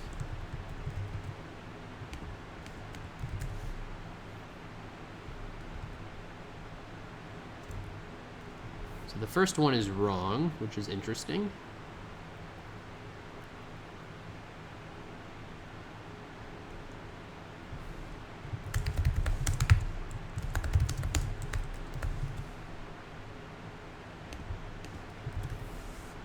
Zero, 1, 2, 3, 4. We don't work at position 5. 0, 1, 2, 3, 4, 5. Okay, we don't work at 5. Why not? That is 5. 5 isn't equal to n.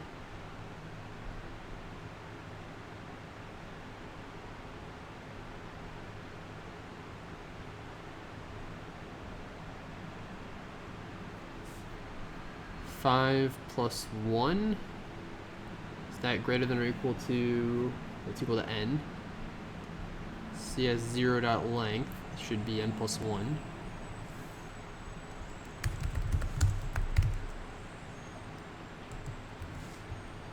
Works with 5, 0.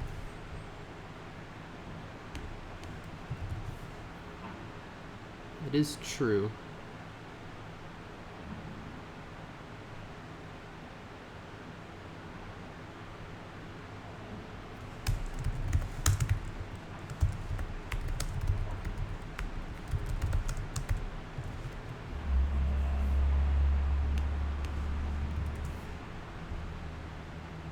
Next, considering 5.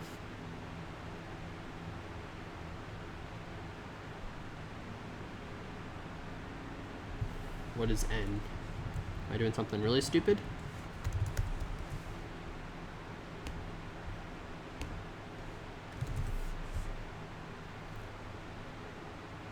Okay, so add is 5.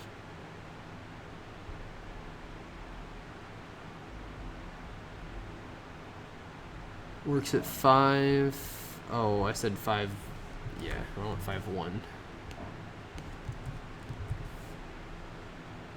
So this is false. Why would this be false?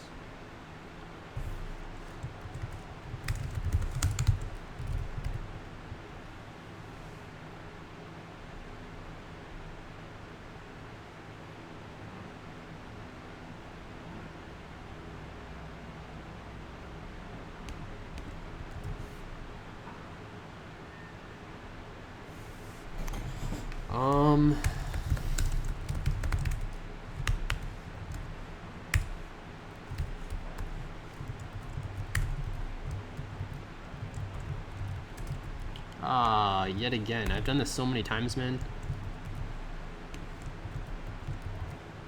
It's just muscle memory to type less than n. No, I'm wrong. What? This should be 8i minus 1. Minus 1. I minus 1. I minus 1. 6, 3, 2, 1. So now the real question is runtime. Do I have a proof of the runtime? At the moment, I don't. No.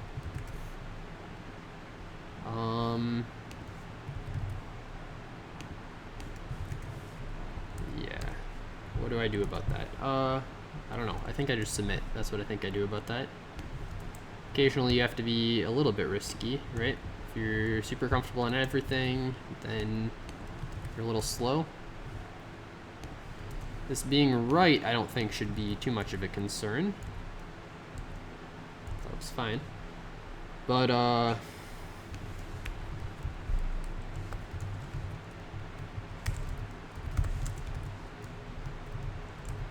but runtime might be not super great. It's the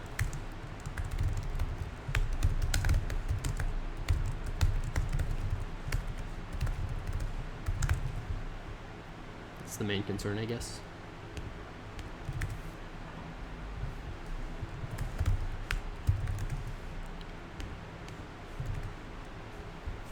So, okay, let's maybe think about it for a minute before we submit, now that everything's right.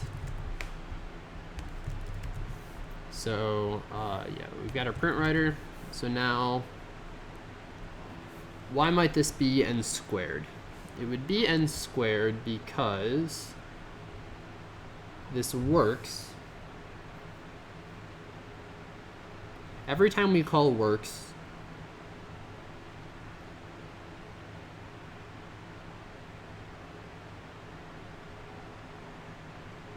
like it's not,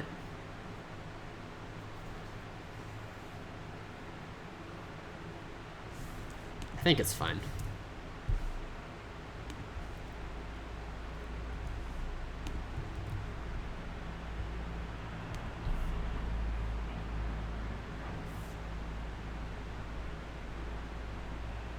Wrong answer. Okay, well that's probably good, I guess. It's interesting for sure. Why would it be wrong?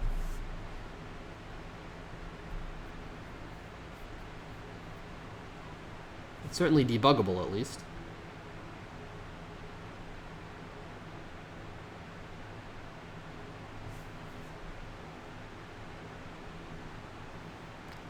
If it equals question mark, print a -1. Otherwise, this.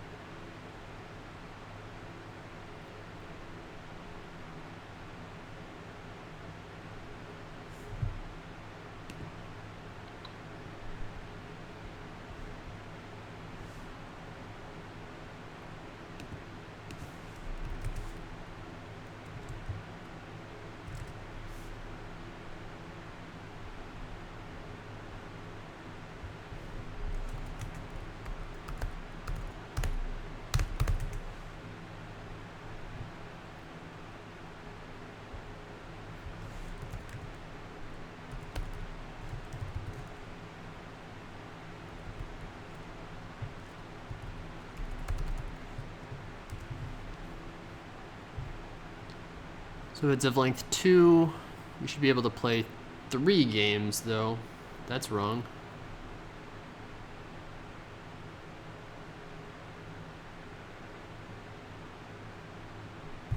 So what if we just do, well, let's keep this case.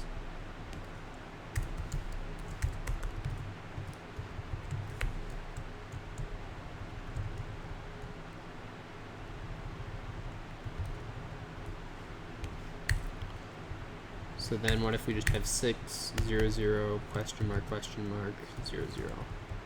There's no way this should be wrong. Yeah, so that's fine.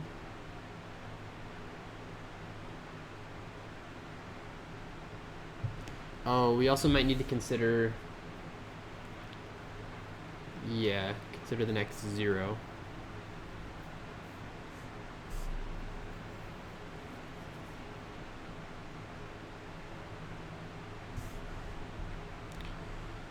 So it's the next question mark. Ooh, what is this initially?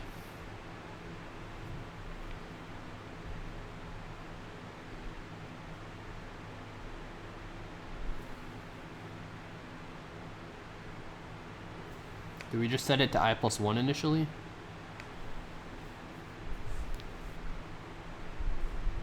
I don't think that would actually affect the runtime, right?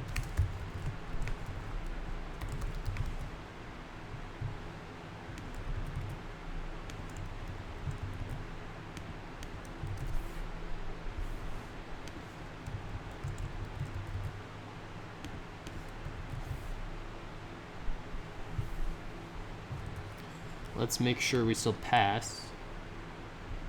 The runtime here is the sketchy part. Like it's not whether it's not sketchy whether it's gonna pass, it's sketchy whether or not it's n squared.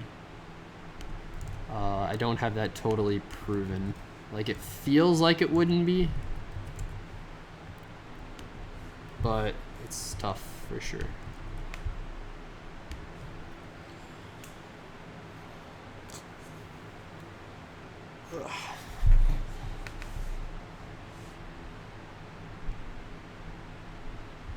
Do I have any debug? So let's see. Oh, that's scary, man. That's scary. N log n shouldn't take half a second. Well, I hope I don't get hacked. We'll see. We'll see. So where does that leave me? That leaves me in almost 100th place. Yeah, okay, so lots of wrong answers. And I guess this was slow. So maintenance, yeah, maintenance I'm slow at, but I guess that's just how it is. So running competition is an interesting problem. I suppose I'll think about it for another 5 minutes. But I've got it simplified. Well, let's just triple check my simplification to make sure that it's actually right. So you can't ever, I'm claiming you can't ever, if you go down here, yeah, so you need to use this part here. Like this has to get used. Which means you can't go this way. So you're always going to be left with a rectangle. Like that's the only way of doing this. In addition, since it's always a rectangle, you only travel up and down once, so you know what this is and you know what this is. So you can just subtract these from your total. So now you have to like make x divided by 2. So now you have like this like x minus like 2 height divided by 2. This is what you have to make.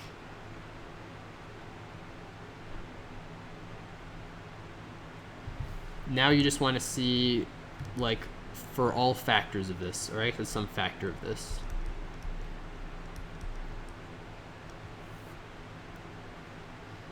So you have cube root of those, right? Worst case. So we just want to see, can we make, or is it a bunch of queries or what? Oh, we print it for every integer. n+1 integers.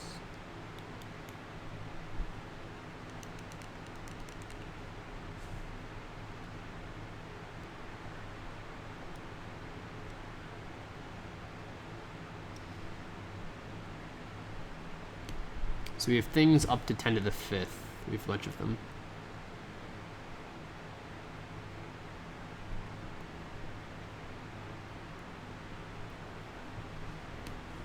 All the lengths are even, so it's possible.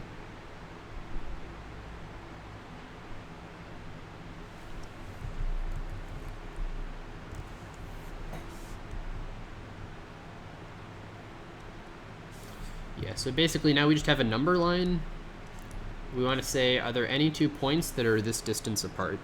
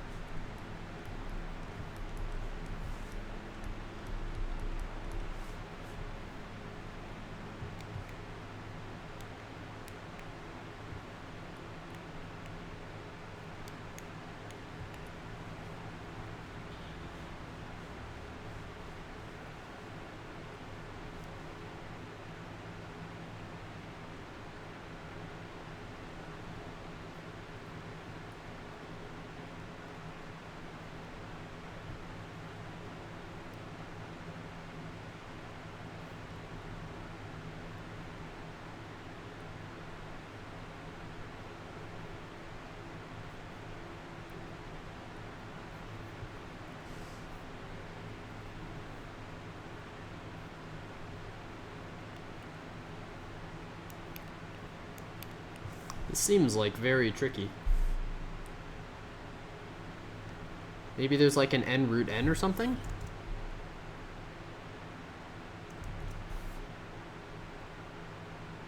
Huh.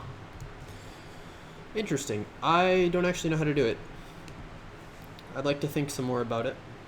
Unfortunately, contest is over because I took a very long time solving problem E. But that's nobody's fault but my own. I thought all the problems were very good. Who wrote this? Was this Vuv? Vovu? A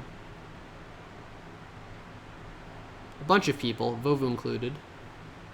Yeah, nice job, problem writers. I really liked it. I thought all the problems were fantastic.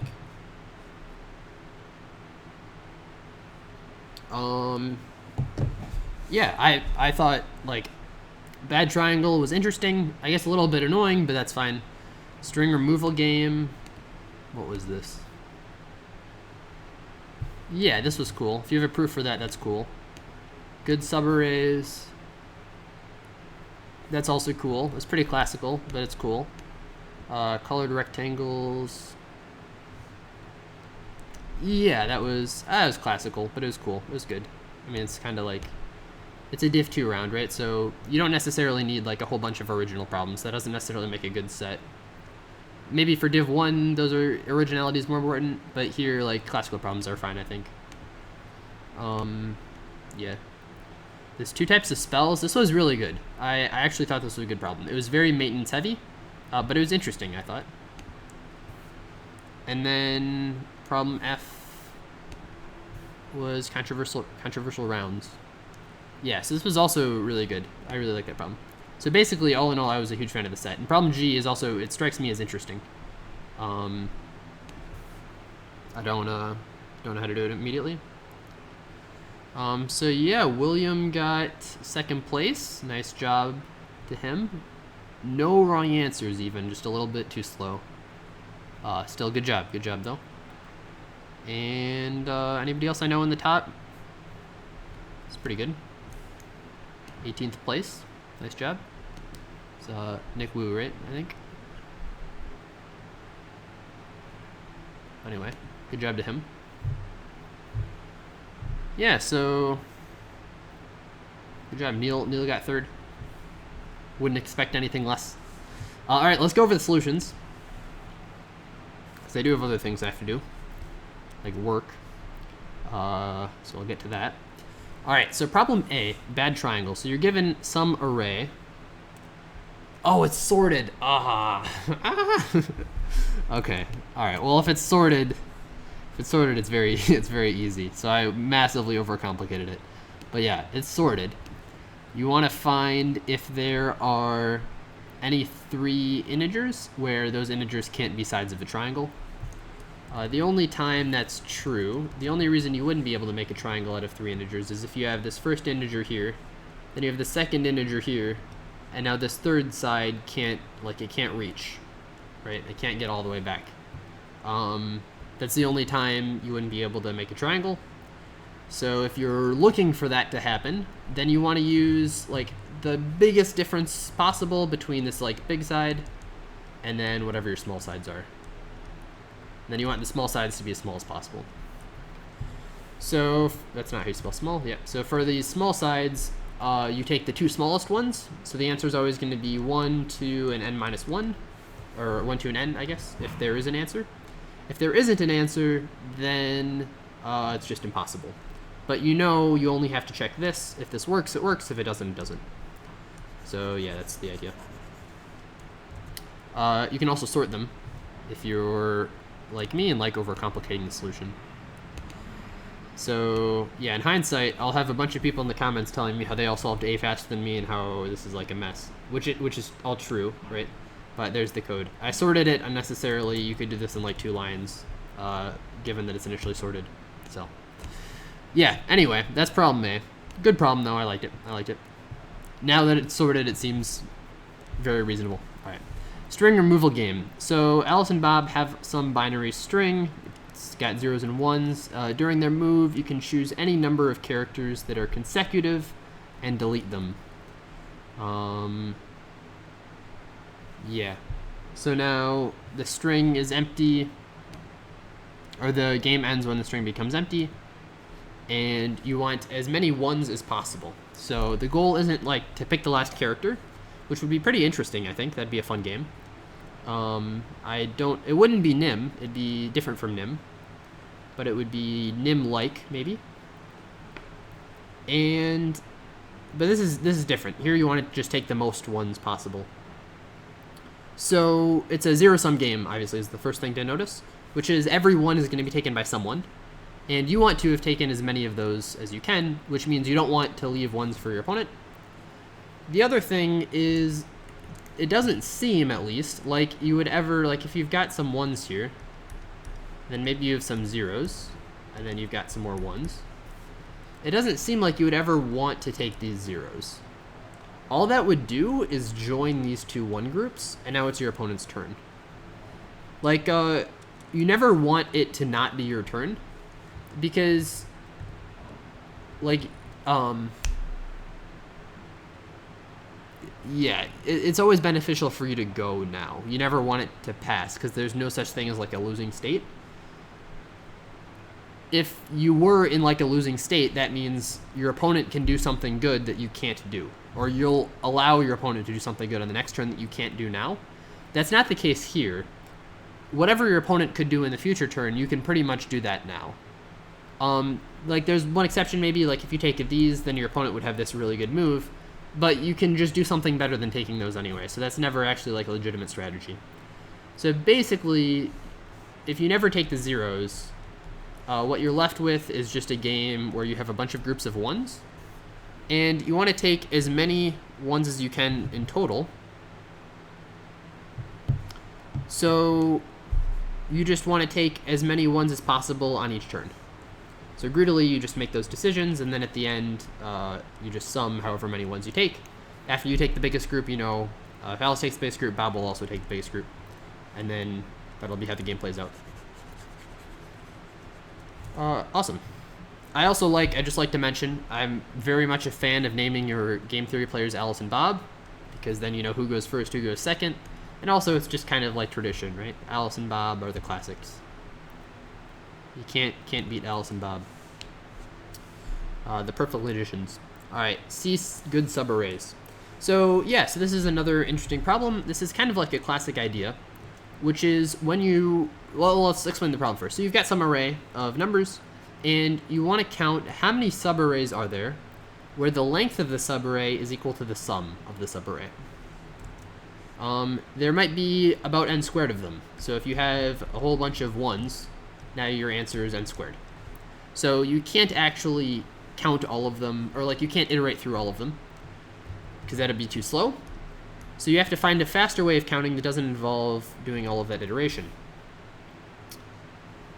The main thing to notice is this, this is an idea that shows up a lot. If you have a bunch of numbers, one way of counting things that works out quite well is we're going to brute force maybe the right endpoint. And now we're going to try and count how many left endpoints work for this right endpoint. So if we can do that counting part, if we can somehow make that fast, then our runtime will be linear instead of n squared. So this is the part we want to make linear. This brute force one endpoint and then find the rest of them, or count how many of the other ones work. So how do we do that? Well, we just let's say we know the differences, maybe. We know the differences between the length and the sum. We know that for each of these. So for this, it'll just be this sum here. Then we want this sum minus 1, this sum minus 2, this sum minus 3. And we just want to query how many of these things are equal to 1. So that's a pretty easy thing to do. If we store the frequency of all of these things in a hash map or something. We could even do it in an array, but we might have negative numbers, so we have to be careful. But we can just add some offset to everything and use an array instead. So we can keep track of all of these for this one index, but now what we have to do is be able to move to the next index quickly without doing an order n recomputation. So we want to be able to reuse this from one state to the next. We can do that just by creating some offset in our array. So alternatively, instead of looking for things that sum to 1, we can look for things that sum to whatever this offset would be. So maybe we subtract 0 here, subtract 1 here, subtract 2 here, subtract 3 here, subtract 4 here, and subtract 5 here. Nah, that's not totally right. I have it going backwards again. Yeah, so okay, so this is the general idea, but let's go over actually the details of it, because I think those are important as well. So we want the sum of some range, all of the ranges will all change. In fact, they'll all have this number added to them. So we can store that. We can also store, we want to add this number to all of them and subtract 1 from all of them. You can add and subtract 1 from an entire array pretty easily by just storing some offset, some global offset, and then handle that offset whenever you go into or out of the array. But there's maybe an easier way of doing it, which is what I did. So that's we're going to take the cumulative sum of the first 0 elements, the first 1 element, the first 2 elements, the first 3 elements, and of each of these prefixes. And now we can find that same value by looking at this. So if we want maybe this sum here, we want to find the sum of these 3 integers, we're going to subtract this here. We're going to add this number, or this prefix here. And then we also want to subtract 3, because this has a length of 3. And then we want to query how many of these are 0. Well, we can do that pretty easily by having this one be minus 0, this be minus 1, this minus 2, minus 3, minus 4, minus 5. So when we add this, we're adding a negative 5, then we subtract a minus 2, which corresponds to like subtracting 3 in total. Because these numbers are 3 apart, so we'll subtract 3, which is like their distance.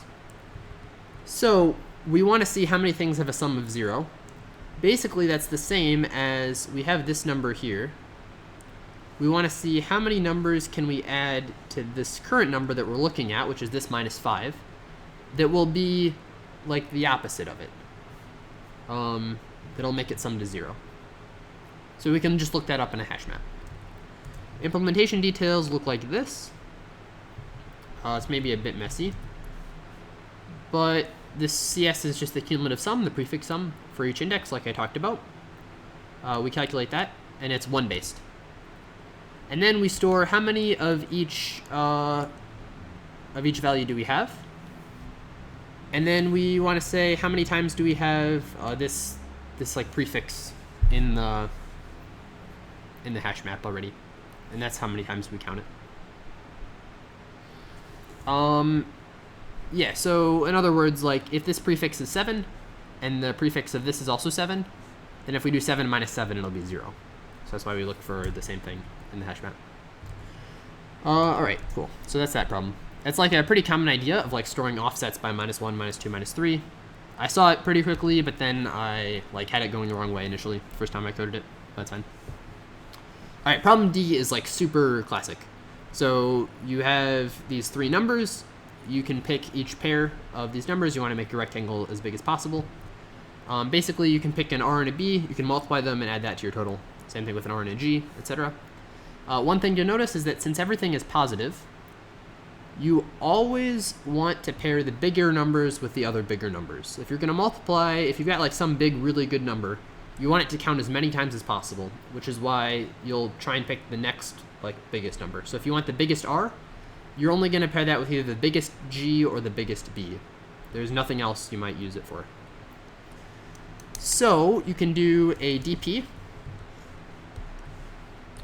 and your state is which R element you're at, which G element you're at, and which B element you're at. This will store the max value. And the idea is, if you already have these 3 arrays sorted in decreasing order, then you always either take an RG, take an RB, or you take a BG. Those are your 3 choices. After you do this, you increment those 2 indices of the 2 things you take, and you move on to the next value. I think that's pretty much it. Like, I don't think there's anything more for me to talk about there. I guess I'll show you my code. My code could be a lot cleaner. So I have these 3 transitions here, which you don't need because I sorted them in increasing order. Initially, I thought you didn't need to sort, but like a break case that broke me, if you don't sort them, is you might have 1, 2, 2, 1, and 0. So what I would do is I would try matching this and then matching this. You can do better though, of course. You can match the 2s and then match the 1s, and now you get a bigger product. So the order matters, and if they're all in the same order, for me they're all ascending. You could also just sort them so they're all descending. That would work as well. Yeah, so if you sorted them in descending order, you wouldn't need these 3 transitions, and then that's just the rest of the code. Here's where I read everything and set up my DP table. So you can look at that if you want to see the actual implementation details, but I think it's pretty clear. It's pretty classic DP. All right, problem E. This was super implementation heavy. It doesn't look like it. It looks like it would be pretty easy, but it's not. So in the problem, you have 2 types of spells. You've got fire spells and lightning spells. Fire spells are just normal. They just do normal damage. Lightning spells do normal damage, but also the next spell will do twice as much damage if you place a lightning spell now. So the question obviously is how much damage can you do if you use your spells in an optimal order. You obviously want to use as many spells as possible, right? Because all the spells do positive damage, so you're going to use all of them. Now the thing is, when you use a lightning spell, you want it to benefit some other lightning spell, or maybe not a lightning spell, but like maybe some some spell that's like very powerful. So if you have like some really good fire spell, if possible, you would want to put a lightning spell before it, which makes the order relevant. But it's not like super relevant, because it turns out if you look at it for a bit, what you'll see is that like if you have 3 lightning spells, yeah, and then you have like 2 fire, for instance, you're gonna get this, the total value will be the sum of everything, but then you'll be able to double 3 different things. Those 3 things can always just be the 3 biggest things in the array, unless the 3 biggest things in the array are the 3 lightning spells. So namely, you're gonna have 1 lightning spell go first, right? So maybe your lightning spells are A, B, and C. A is gonna have to go first, which means you can't double A. So you want your smallest lightning spell to go first. Now, you can put the fire spells wherever you want, but you want to do it in such a way that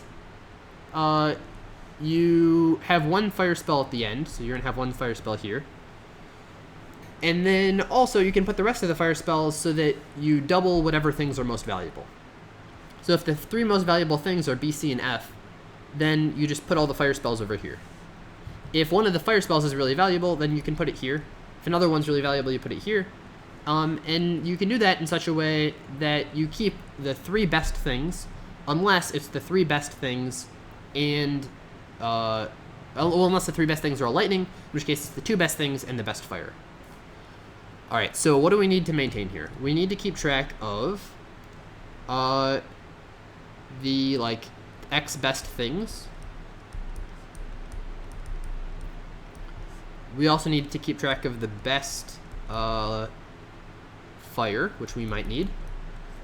We also need to keep track of how many of the best X things, how many of these are lightning. So maintaining this is not too difficult. It's a little messy, but it's not the end of the world. And in order to do this, you can do a couple things. The first idea is you could use something like a tree or some sort of balanced binary search tree. If you do that, then you can get like the best, like you've got some balanced binary search tree. Maybe it's a tree, maybe it's a splay tree, maybe it's something else.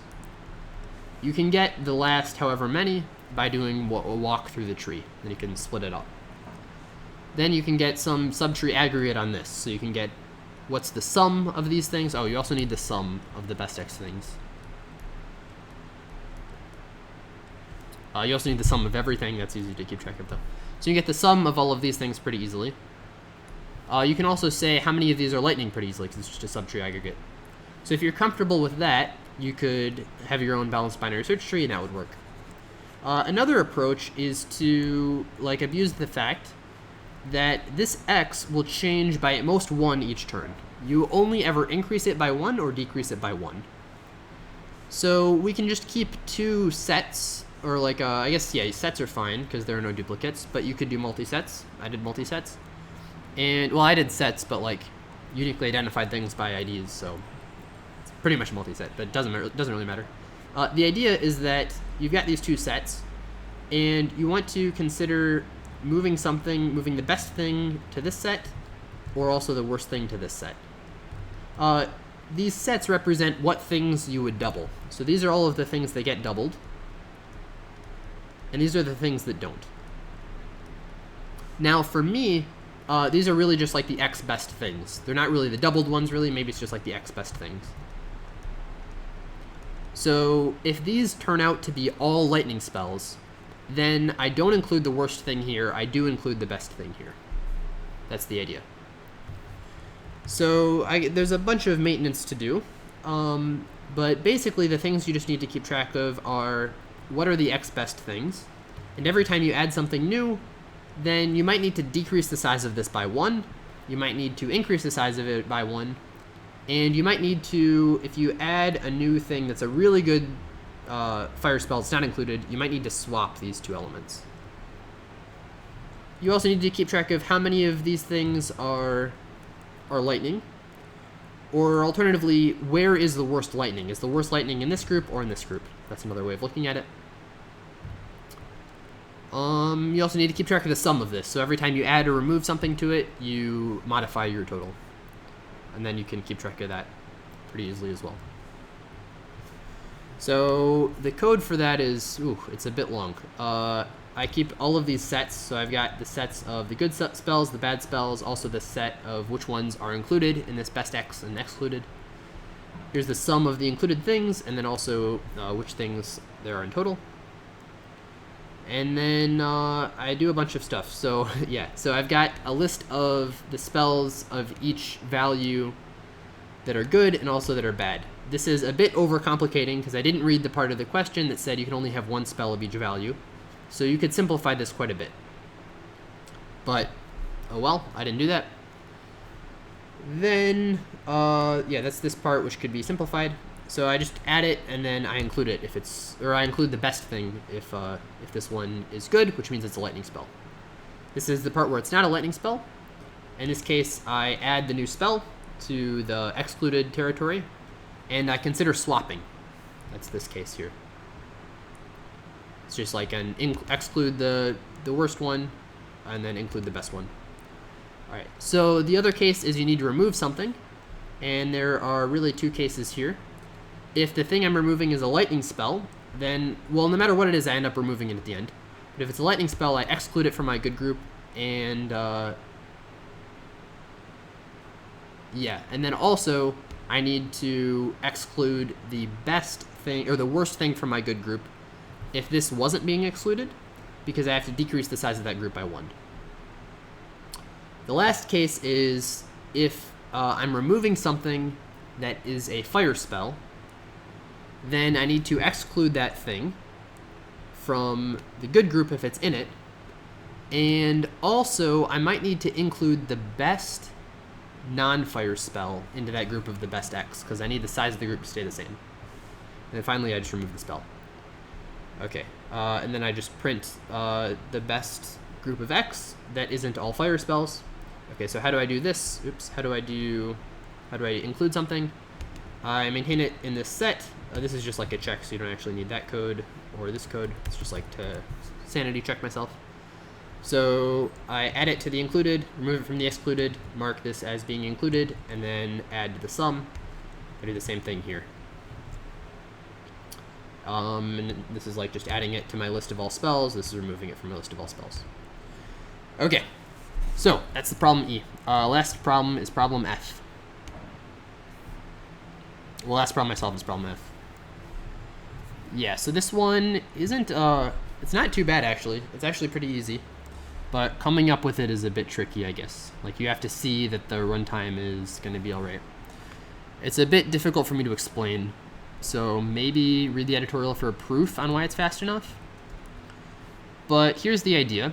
If we take each step, we can take each, like, we can, so yeah, we want to find, like, if we replace the question marks with whatever we want, what's the most groups of consecutive things of some length that we can get where everything in that group is the same value.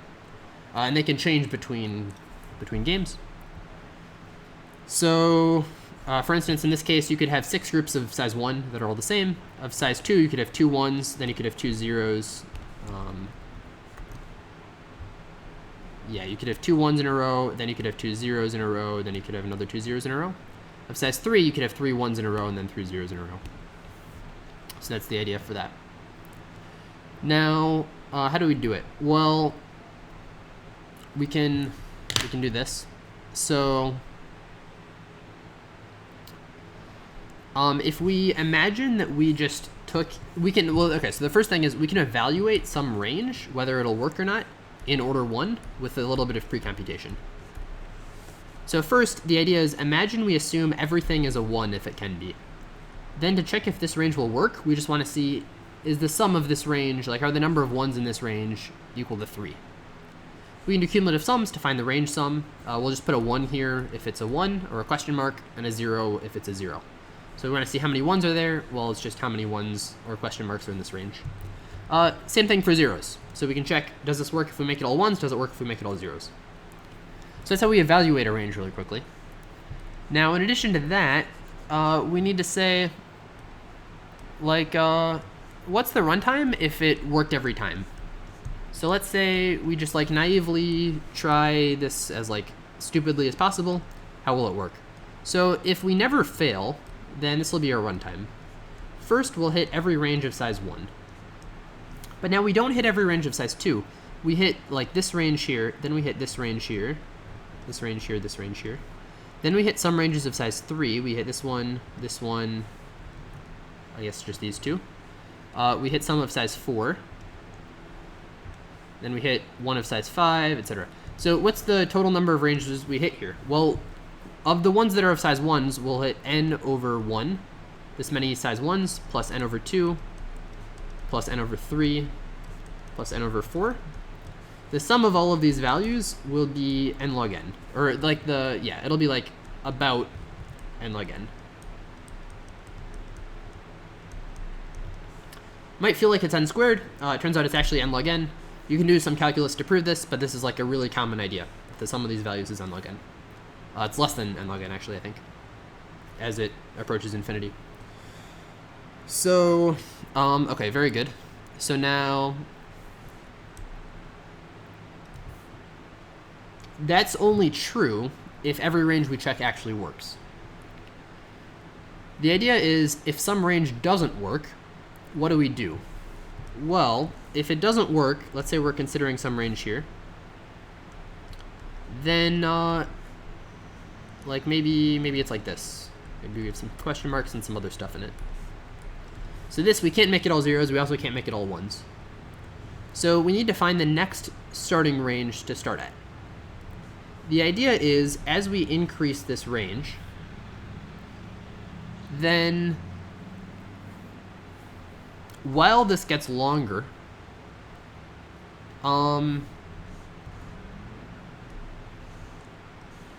if this starting point doesn't work, we have to find the next starting point that does work, right? So maybe the next starting point that works is right here. When we make the range we're searching for longer, the next starting point will only go farther right. It's not going to ever move left. So what we can do is we can make like a jump table that looks at where does each thing look at, like what position is the next one that works. If we ever check some position and it doesn't work, that means we look in our jump table and find the next one that might work, and then we recursively solve that problem.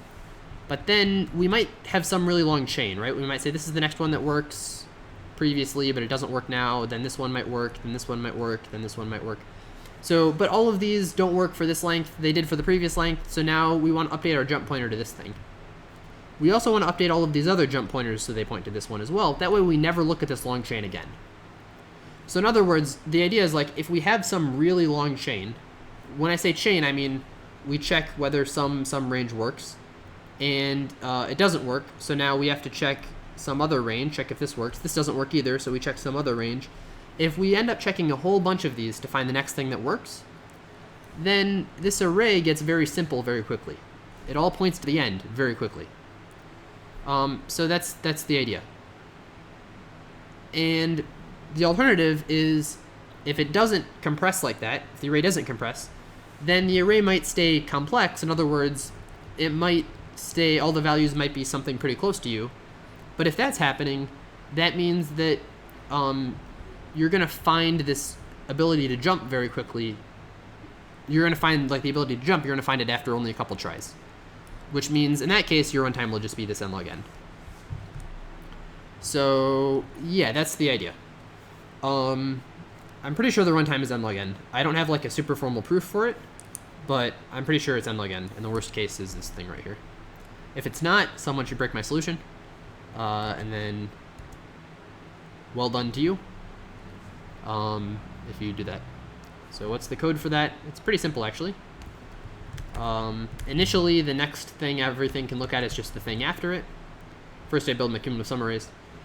Then otherwise, as long as this position works, then I'll increment my answer and increment that by size. If the position doesn't work, then I call this recursive method to find the next position that does work. This recursive method will just say if this is the end, then just say, okay, this is the end, so we quit out of the while loop earlier. Otherwise, if this works, then say we work. Otherwise, find the next position that works and then update our jump pointer. All right, so that's the idea for that problem. Last problem, I don't actually know how to do it, but I have a simplification that makes it easier. So I'll give you guys the sub-problem and leave that as an exercise to the reader. How about that? Then I have to go do some stuff. All right, so you want to make this track, this rectangle here. The first observation is that I'm 99% sure the answer is always going to be a rectangle, right? You're going to find some path, but it's always going to be some rectangle like this. The reason for that is you can't intersect yourself, right? So if you're going to have some vertical line somewhere.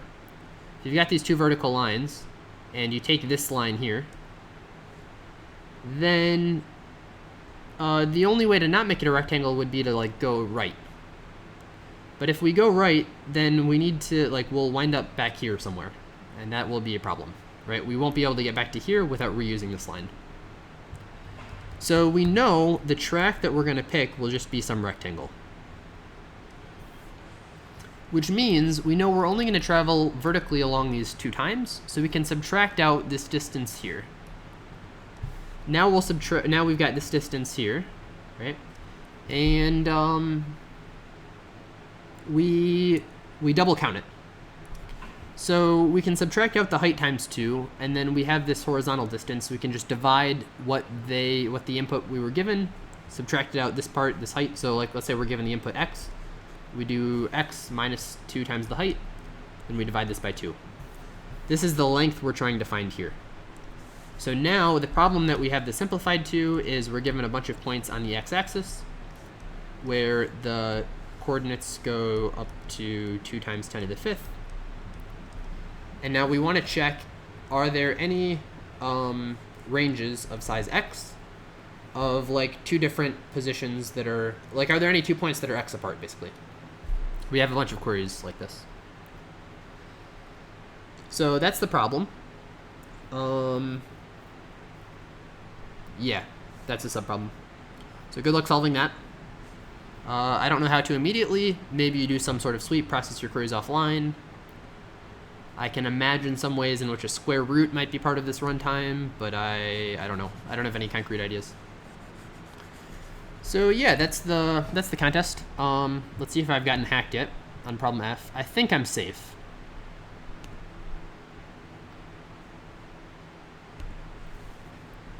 I'm not totally sure, but I think I'm safe. Yeah. Well, yeah, good job to the people who competed. I enjoyed the contest. Good job to Geothermal and Monogon for solving set. Well done. And yeah, thanks for the interesting problems. I enjoyed them. Hope you enjoyed the set as well. Hope your rating went up if you're in Div 2. And that's all from me. Thanks for watching, and goodbye.